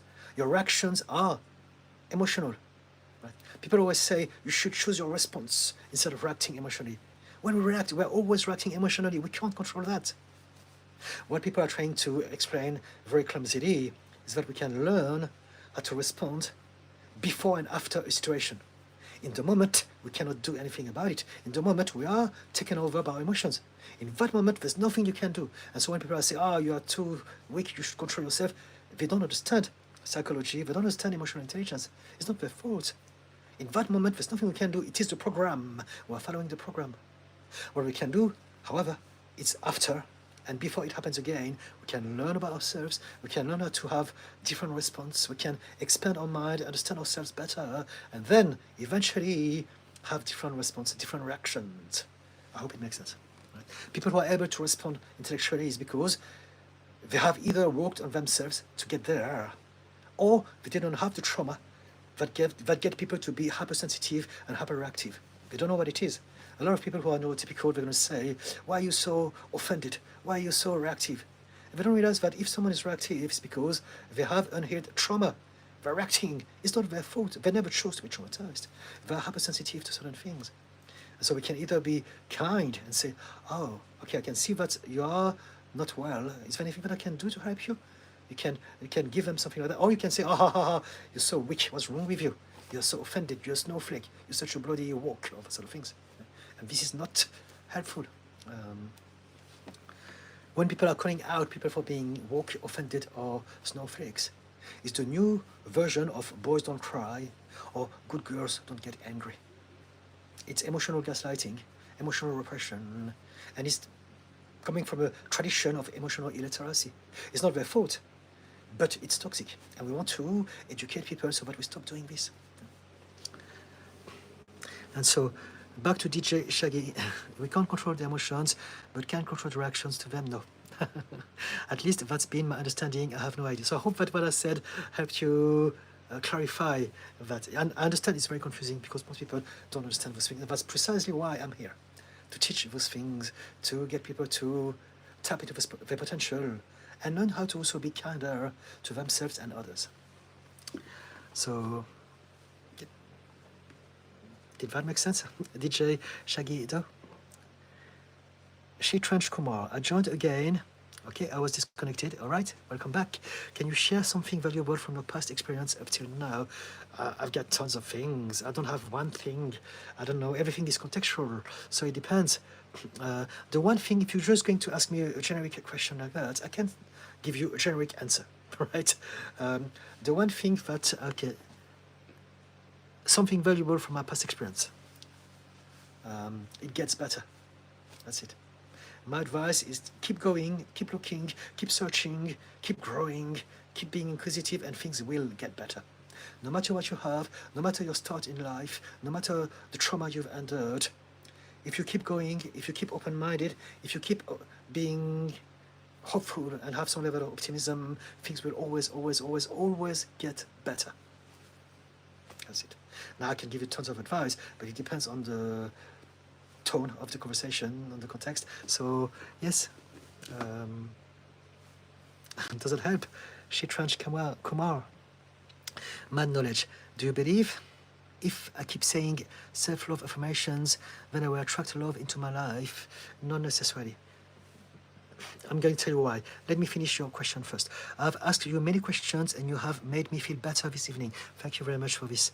Thank you very much for answering. Okay, so if you just say self-love affirmation, it's useful, but you need to realize that you have two minds. You have your head and you have your heart. So your heart is your subconscious emotional mind. Your subconscious emotional mind is 95% of your mind. Your head, your cognitive, your thought mind is only 5%. And so if you tell yourself, I love myself here, but you don't feel it, if you don't believe it, then there's going to be a lot of resentment. You're going to create more problems than anything. So what you want to do is to find out where you are here, and you want to use affirmations that are going to be just a little bit higher, to lift you up a little bit. If you are suffering from depression, if you hate yourself, if you have no self-esteem at all, and you tell yourself, I'm amazing, I'm brilliant, I'm a superhero, it's not going to work. There's too much discrepancy. There's going to be an internal conflict.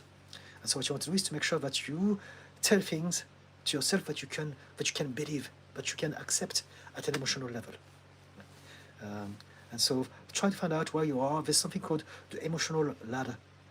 And basically it's finding out, understanding where we are, more or less, in that ladder, and just basically lift us a little bit more, so that we are getting in that direction in a way that we can accept it. But again, it's all very intricate. It depends on so many factors. Try self-love affirmations and pay attention to how you feel. If you feel like that, maybe it's too much. Find maybe a different way to speak to yourself. Instead of saying self-love affirmation, learn how to appreciate yourself by looking at yourself in the mirror and think, okay, maybe I like this about myself. Look at me. I like my eyes, I like my smile, I like my voice, the way I move, I like the fact that I'm a good person, that I'm kind, that I'm patient, or whatever that it is. Learn how to highlight the good things about yourself. I love the fact that I have that passion, I'm very good at that thing. Do more of this and remind yourself, I've got something, I've got more than one thing going on for me. I'm lucky. Practice gratitude. And eventually, as you do more and more of this, it will be easier to get to that point where you can indeed use self-love affirmations, and that will really boost how you feel. What do you say, man knowledge? Does it help? Omnom, I don't have many triggers anymore, but mostly fears, like failing the exams. That was an ego problem, though I'm okay now. Okay, fantastic. I fear that I won't be able to provide myself financially. That's because you're thinking about it. You're still studying anyway, right? And so I'd say, don't worry about it. Focus on what you have to do, and eventually things will unfold. But if you think, what if, because of old belief that you have about money and your relationship with money, then you're going to create those fears out of nowhere in your head. If you are focused on what you're doing and you love what you do, then you will always be able to do something out of it.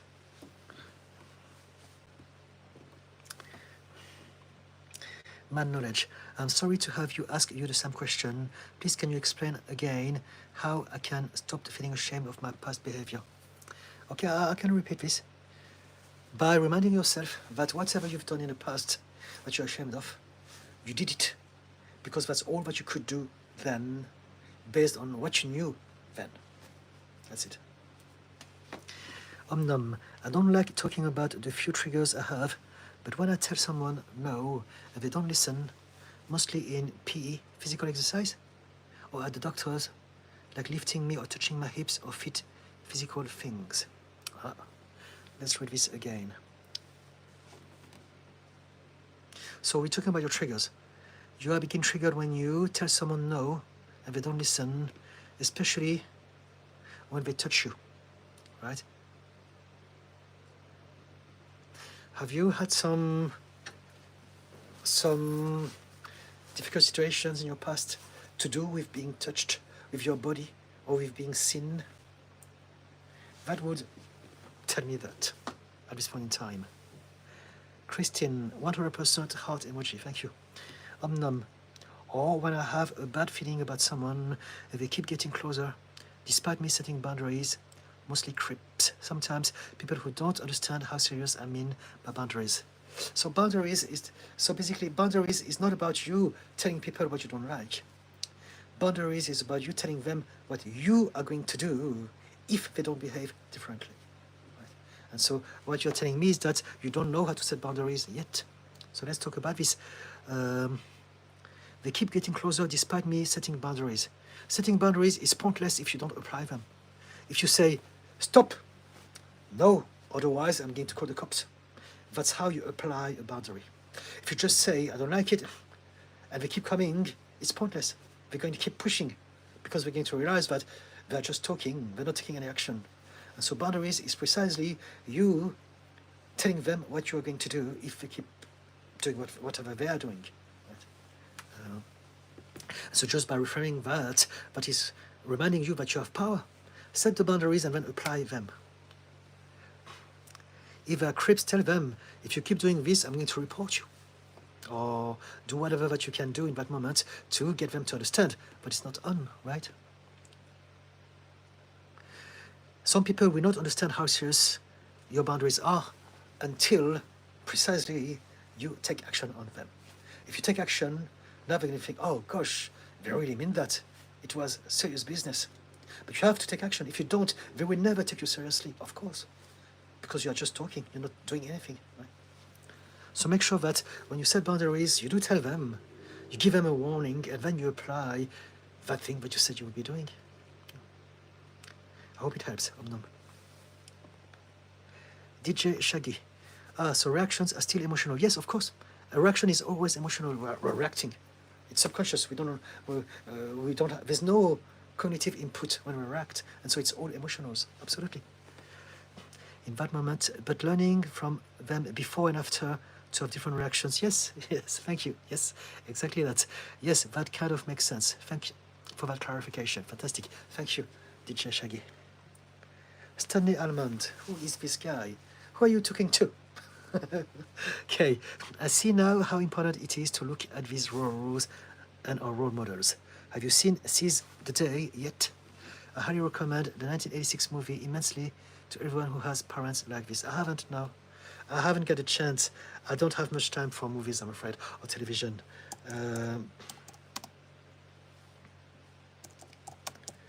Seize the Day movie. I can see it here, 1986, with Robin Williams and Jerry Styler. If I come across it one day and I have time, I will watch it, okay? But I can't promise it because I really don't have much time for those sort of things, I'm afraid. I love my work, and so I do a lot of things to do with my work. But maybe at some point I come across, I will remember and I will watch it, okay?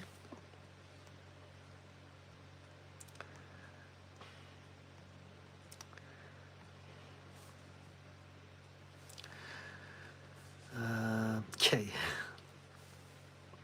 Catalyst, hello. Catalyst, are you a wrestler? No, I'm not a wrestler. Are you Irish? I'm not Irish either. Gosh, I've never been asked that. I look like an Irish wrestler. That's different. DJ Shaggy. So how to find that balance? If 90% is subconsciously emotional, then how does one change that? Obviously, it varies person to person, so kind of open and ended there. It's not the balance, it's understanding how your mind works.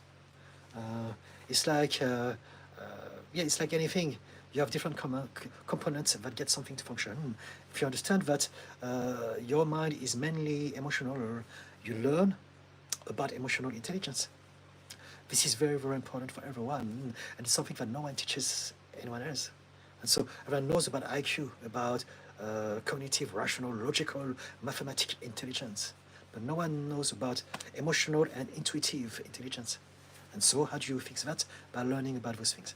Learn how to reconnect with your emotions, how to reconnect with your intuition, and how to operate with all of those minds appropriately. You have three minds. You have your head, your heart, and your gut. And they have a different language, different functions, different purpose. And so understanding all those minds will allow you to operate best in this world and how to deal with your problems. The reason we suffer is because we are trapped in our head. We try to do everything here. We forget that we have other two minds that are best designed to deal with other things. So yes, learn about how to use your emotional mind and your intuitive mind. Very good answer. Now how, it depends. It depends on the things that we're talking about. But those are the sort of topics that I will cover on my channel when I get more time to create some new long-form videos again. Hopefully at some point, maybe next month, I don't know. Okay, only adults here, Catalyst. Thank you, Kay. Catalyst amateurs. Well, we're not sure about this, do we? Moket. I don't know how to read this. Sorry, I'm going to call you Moket. I hope that I'm not butchering your name. Hi there, mate. I love your short videos. It's hidden gem of YouTube. Thank you. Fantastic. Thank you so much, Moket. I appreciate your feedback. Catalyst. Who is photographed behind you? It's my parents when they got married a long time ago. Moket, what are your thoughts on work-life balance? I see work as you just skipping your life for money to support your life. How to properly look at this topic, it really frustrates me. Okay, Let's talk about this. So instead of work-life balance, as in I hate my work, but I've got to pay the bills, and balance, I'm going on holiday because I hate my job. Find something that you love. Find a career, find a job, find a vocation, go create something. It doesn't have to be just like that, but create a strategy that is going to get you to change your life. Just 1 second, please.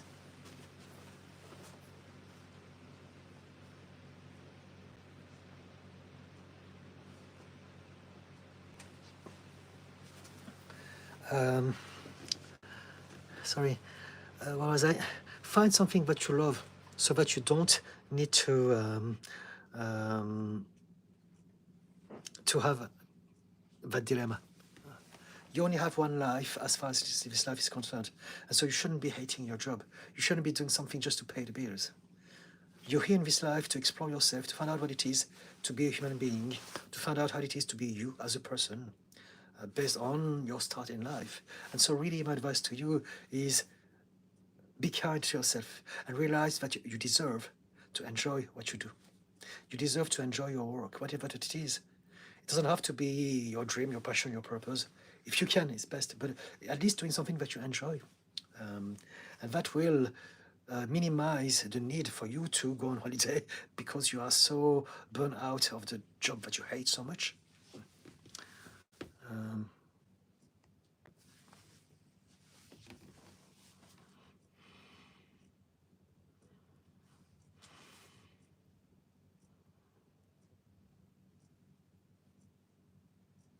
So yes, I hope this makes sense. Moquette, what do you think about this?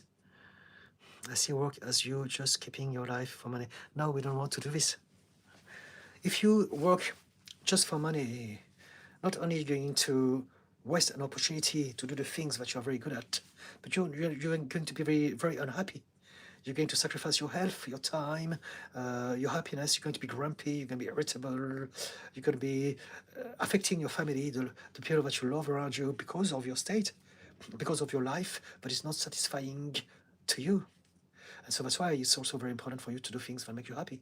Because if you're happy, everyone around you benefit from it. Right?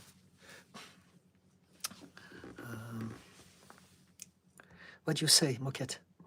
Man knowledge. How did you find yourself first taking the steps to becoming the man you are now from the person who would get into bloody fights? It's an evolution. We all evolve, we all change. We are in this life to explore ourselves and to change. And so we all do sort of things. When I was a baby, I used to poo myself like most babies, and I don't do this anymore. So how did that happen? It happened throughout my journey as a human being. It's the same thing with me getting into fight, getting into trouble, to now being peace and love and super zen. Everything is a process of us learning more about ourselves as we go through more aha moments, as we reflect on ourselves, as we learn how to observe ourselves from the outside instead of constantly judging ourselves and judging others as well. Yes, it's a process. We all change. The older we get, the more we realize how much we change. And we can change in any direction. So it's not necessarily always good change.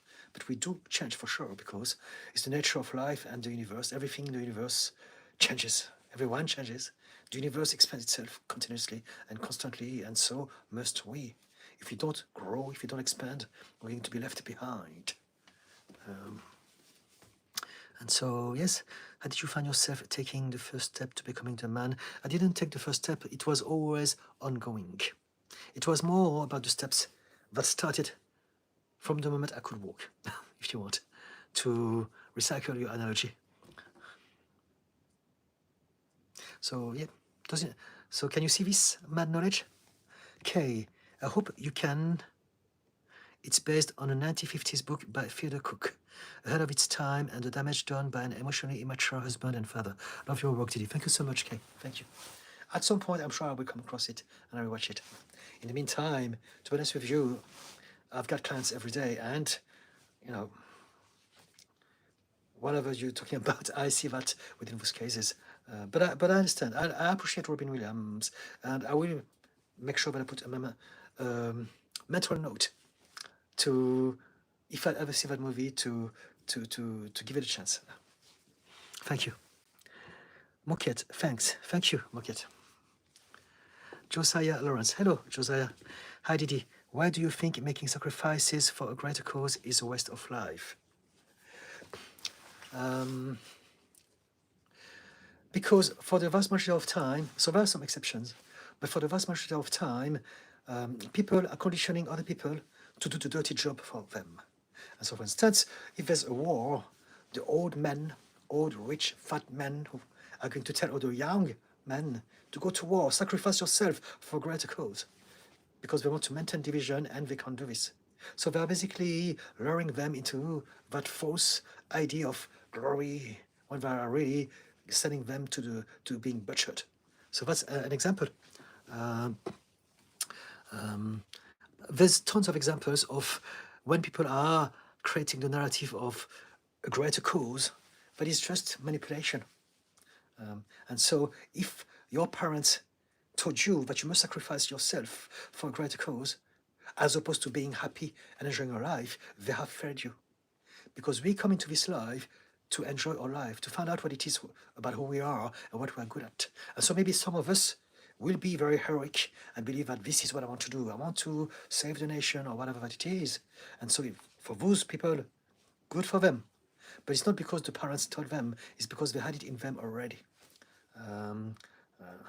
We don't want to follow blindly. Very often when we are lost, when we have no sense of identity, we're going to believe that the most important thing about us is to do what our tribe tell us to do.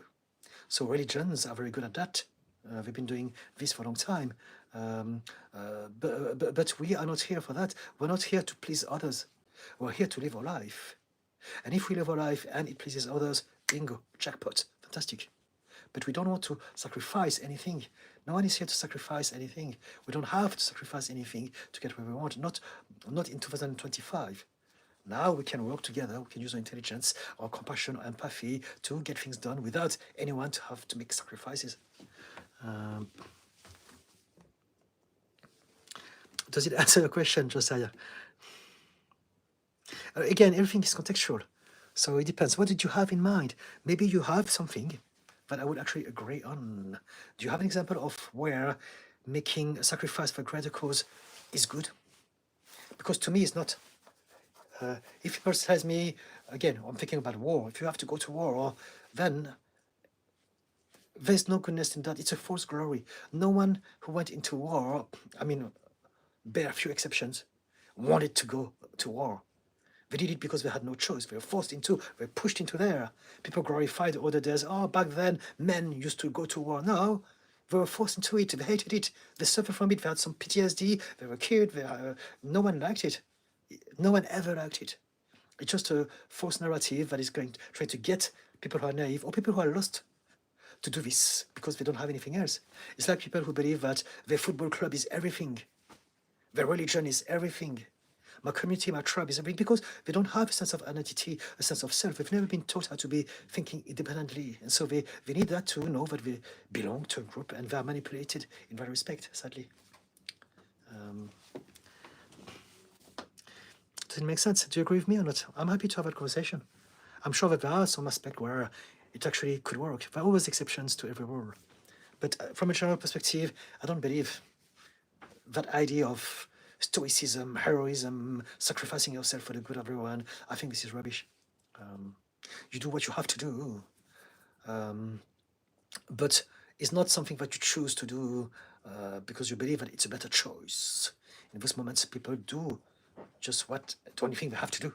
You know, if you have to save your tribe, you would do it. But it's not like a vocation. You're not the chosen one. Hope it makes sense. Omnam. So what do you say about this, Josiah? Omnam, I did have many not so nice experiences in my life, okay? In multiple situations. Okay, we can talk about this if you want more in greater depth. Okay, old rich fat man, you're right about that in the States.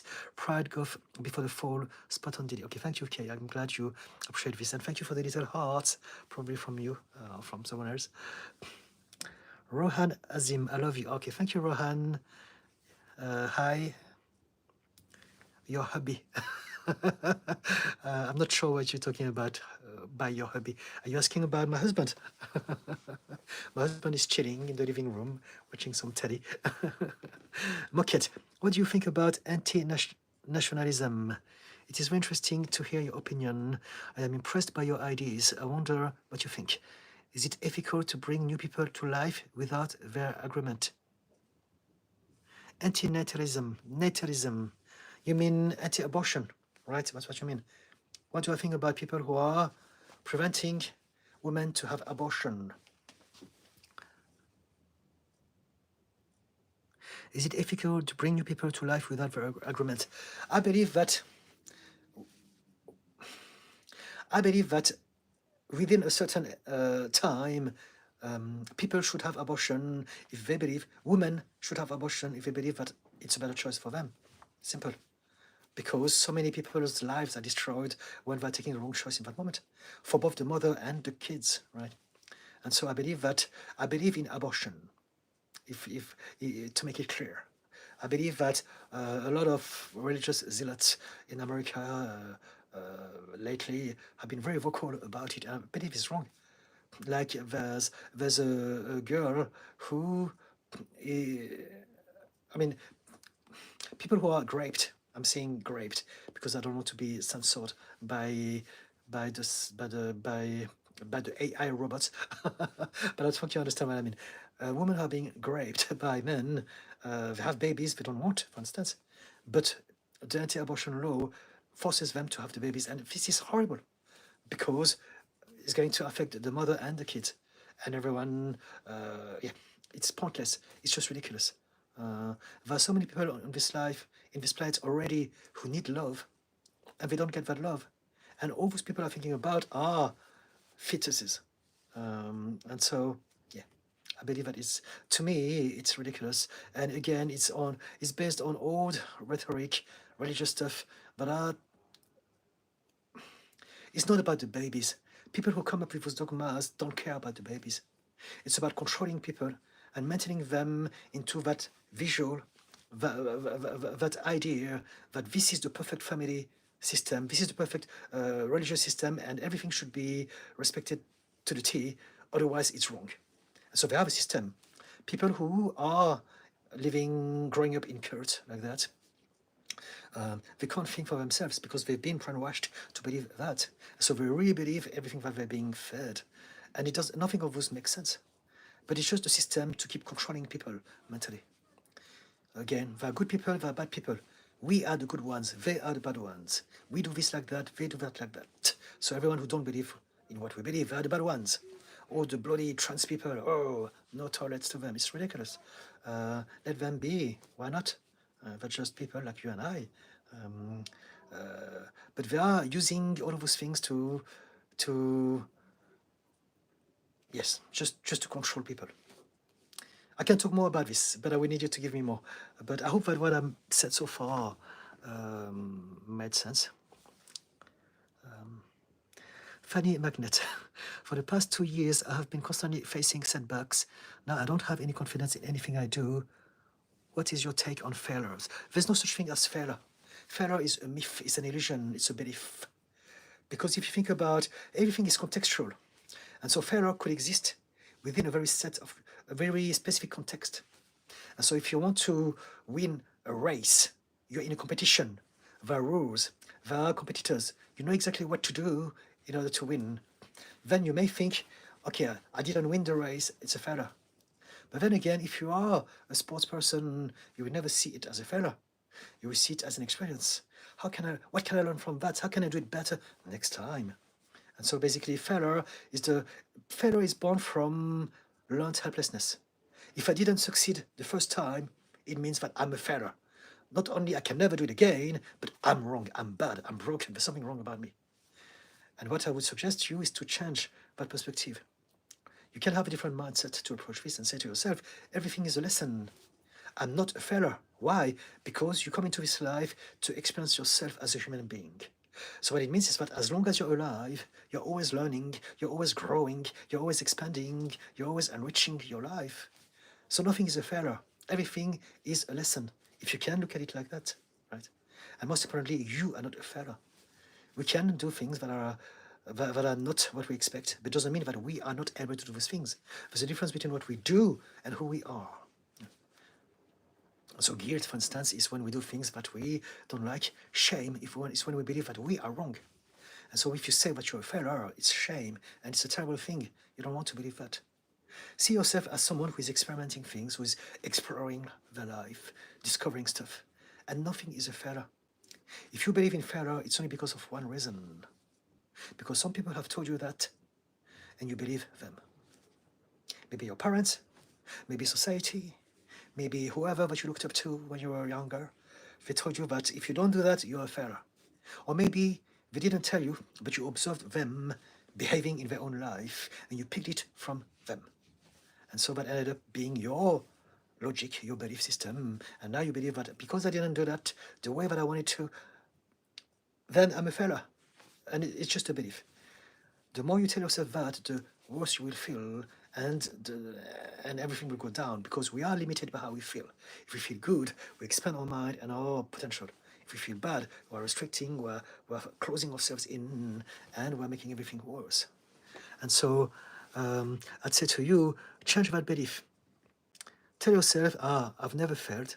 It was always a process of discovering myself through different lessons. And so operate a detective mindset and get your mind to find out that thing that I called a failure. What can I learn from it? How can I grow from it? What is the one positive thing that I can take away from that ordeal? Be a detective, dig, seek the treasure, and find out what it is. There's always something that you can learn from everything. And if you can do this, and if you can do it again with every mistake or failure, then you will realize that you never make a mistake. Everything is a lesson. Everything is a process of an opportunity for growth. If you are facing setbacks, it's also because you have a lot of expectations about the outcomes. For me to succeed, I want that my action transforms into that result. And if the result doesn't happen, if my expectations are not met, I'm a failure. And so the solution to that is focus on the doing. Don't focus on the outcome. Forget about the outcomes.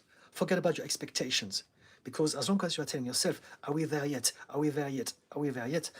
You're going to make it harder on yourself. And eventually, the learned helplessness will start to kick in and show you, it didn't happen, you're a failure. So instead of that, focus on what you are doing. Focus on the journey. Focus on the process. Know that outcomes happen when they happen, whether you think about them or not. Anyway, so you might as well focus on what you're doing, because otherwise you're going to feel bad. Just focus, baby step, do your best to enjoy the process. And eventually, as you enjoy what you do, you will not be resisting anything because you are just doing. And then at some point you will see some outcomes. And then take the positive of each outcomes. Learn how to recalibrate. Operate a growth mindset. Expand your mind. Learn how to adjust. Nothing is a failure. Everything is there to help you recalibrate furthermore, adjust, become a better human being, become better at whatever that you're doing, right? If you look at anyone who's very successful and they've written a book about their success, they will always say at some point that they've learned the most from their failure. And this is precisely what makes the difference between people who succeed and those who don't. Those who succeed, they don't see failure as a problem. They see failure as a lesson. It's the school of life. It's the best education they can have. What do you say about this funny magnet? Mad knowledge. How can I stop feeling intimidated and offended when people are behind me, pressuring me to drive faster when I'm trying to drive at the speed limit? You react to them because there's a part of you, inside of you, that believes that they are right. That believes that what they say, what they do, is true. That's why you react. Some people may not react. Some people may drive and like, whatever. You can do that, whatever that you do, and carry on, listen to your music, play some reggae music, chill out. It doesn't matter. Put the music loud and do your things. There's nothing they can do. Right? If they attack you, you get the police involved. Right? But other than that, learn to realize that if you react emotionally to someone, it is only because you believe, there's a part of you that believes that what they say, what they think, is important and it's true, and and you have to pay attention to that. You don't have to. And so what you can do is to visualize them, change the visual. Instead of seeing people who are bam, bam, bam, bam, laughing at you, think about, visualize a bunch of chimpanzees, monkeys in the car. And this is going to take the drama away just like that. Think about a bunch of monkeys filling the car, doing scratching their nose, eating some bananas, whatever. And that will take the drama away and you're going to laugh off, whatever. You don't have to take things personally. Change the visual, change the interpretations of things. I often use the monkeys, the zoos, because it makes me laugh. So try this, maybe. If you're feeling intimidated, it's because you have been hurt and there's a part of you that is still scared. So that's different. And so you want to work on that. You want to find ways to realize that there's nothing that they can do. Are they going to hurt you physically? Does it happen? If you believe that it's the case, then I don't believe it's going to be the case. If you're driving slowly, no one is going to fight you.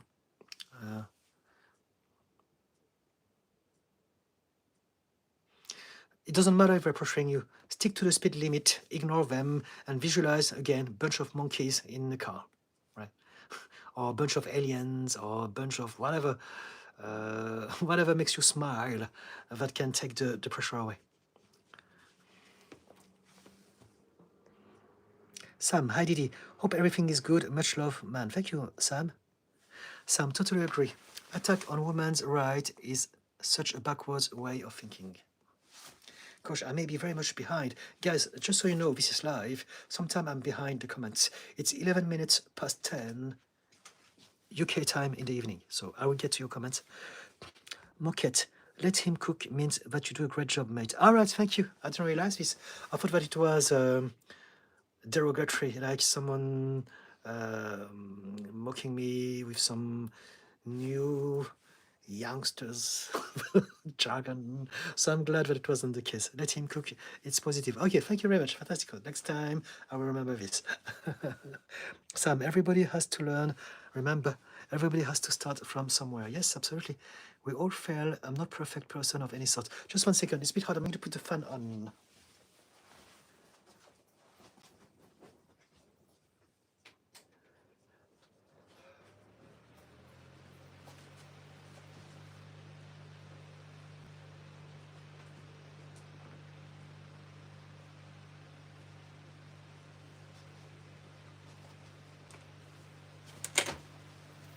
Okay, it's very hot at the moment.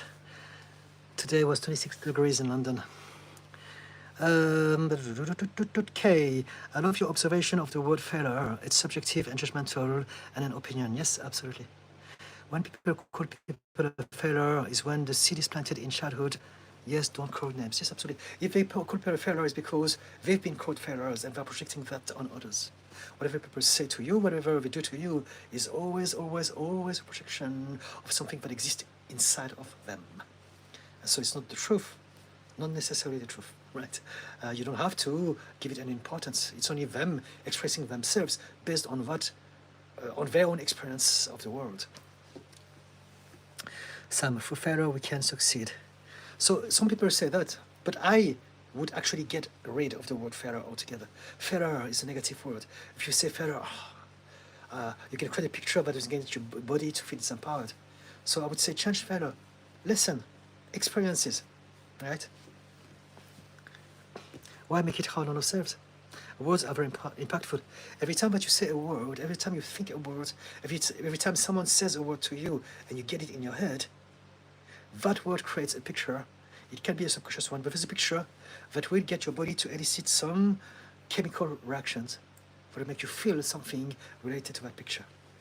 That's why it's so important to choose our words precisely. Every single word affects us in some capacity. Lee888 said hi. Hello. Kay, yes, Sam. Omnom. There are certain topics that are private for me and I don't feel comfortable sharing online. Okay, that's fair enough, no problem. Omnom, but I can say I've gotten way better at setting boundaries. Okay? Okay. With my triggers, especially people who are closer to me, sometimes they say I overreact, but they don't know about my experience. I feel if they did, they would totally understand. So why don't you tell them? How about that? Have you tried, or have you considered to speak to them and tell them?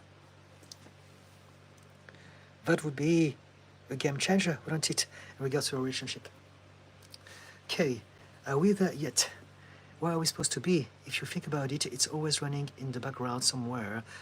If you don't notice it, beautiful explanation, Didi. Thank you so much, Kay. Josiah, Didi, my sister passed away by taking her own life in March. A big part of it was that she struggled to move on after spending her 20s doing church ministry instead of pursuing her passion for medicine. I'm so sorry to hear about this, Josiah. I'm so sorry about that. So, yeah, so somehow I think we are on the same wavelength, aren't we? What a shame.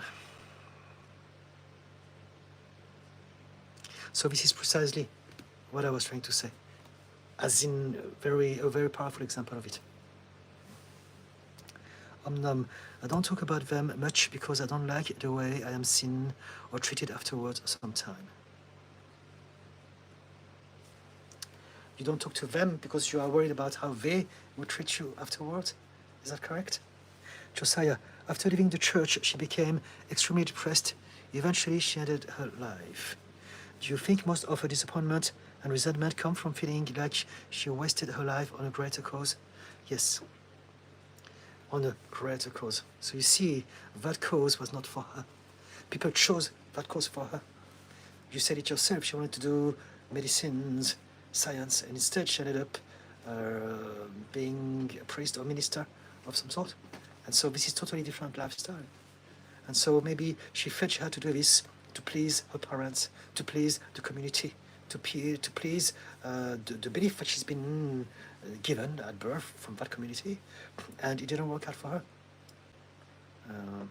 It's a great shame when it happens. I'm so sorry to hear this. Again, nothing is just this or that. So I wouldn't know precisely to which ratio it has affected the decision of your sister.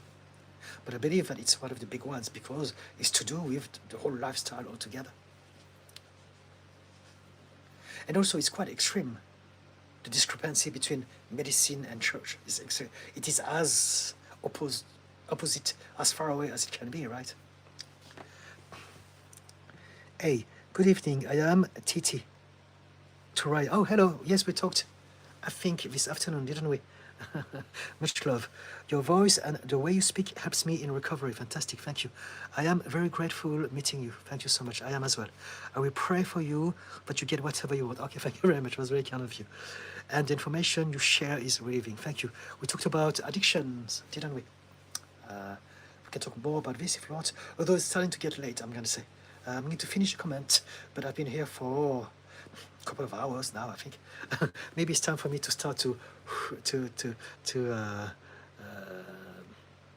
be on the way out. But I will finish every comment anyway. Kavi Arasu, hi. I am defensive and not expressive. I feel I've traumatized from my childhood.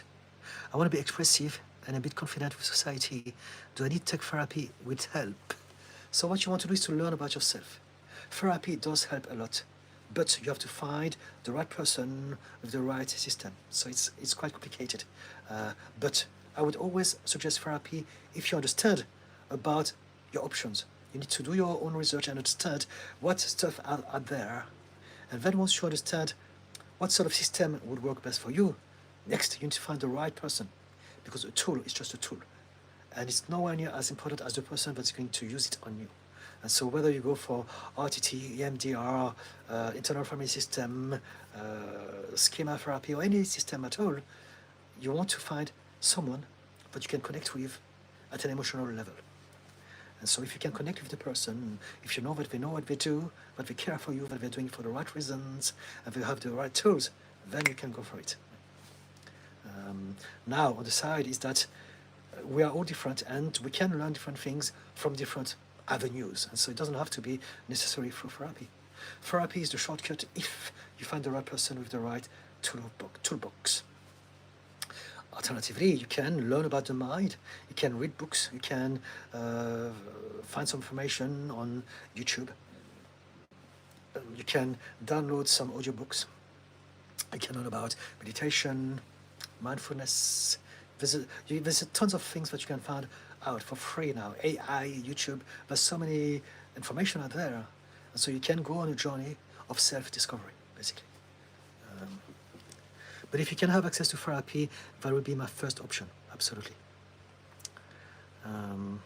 If you're defensive and not expressive, as you say, I believe that that's because you've been hurt in the past. You had some sort of trauma indeed.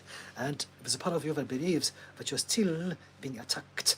And that's why you are responding with reactions all the time, because your nervous system is still like that. And so therapy will help you a lot. But again, the right kind of therapy with the right person. Reda, thank you for the little heart. Reda, anyway, that was great live, but I think I will leave now. Goodbye. Goodbye, Reda. Thank you so much. See you next, hopefully. Do subscribe if you don't already, so that we can reconnect in the future. And also, I also do lives on TikTok. So if you use TikTok, YouTube, I'm on both platforms. Okay. Great information, Didi. See you next week, and thank you for your honesty. We are all in this together. Thank you so much, Kay. Yes, absolutely. Thank you. Reda, but keep the good work. I will. Omnum. With them, I mean my experiences. I don't share my experiences because people see me different afterwards. It doesn't matter what people think. The right people will get you. The wrong people will not. And you need to accept this. Learn how to be comfortable with that.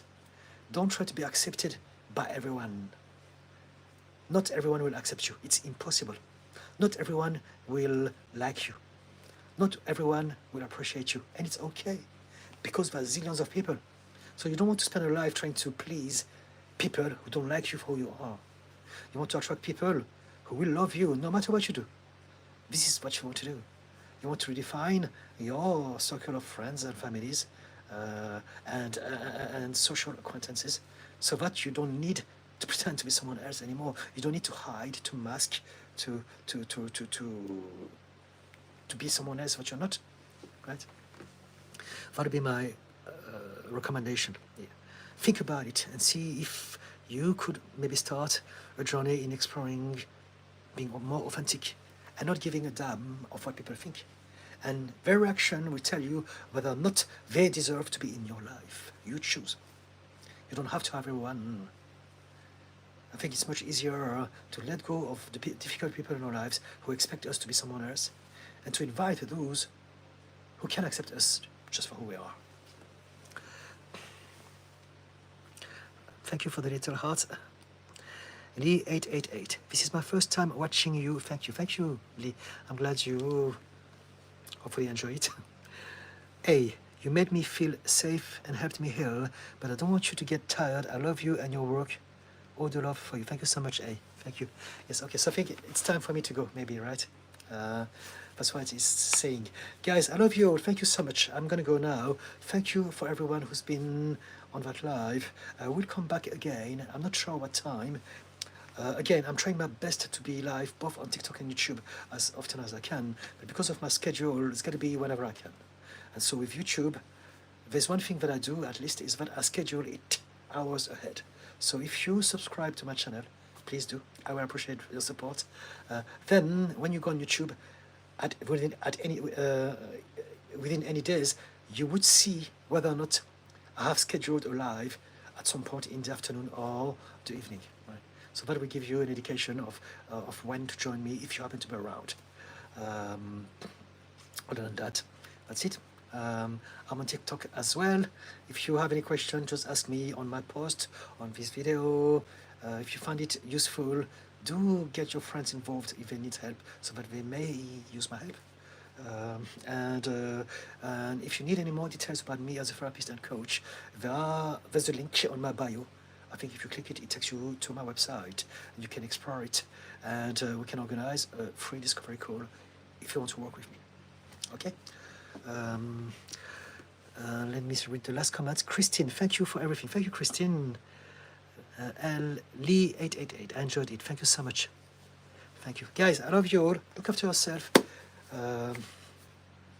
Be good to others if you can, but first and foremost, be kind to yourself. Okay? Thank you from the heart. I will connect with you. Fantastic. Om All right, Didi. Thanks and good night. Good night to you, Om Market Ward Ake, the consultant, said hi. Hello. Okay, guys. Bye-bye.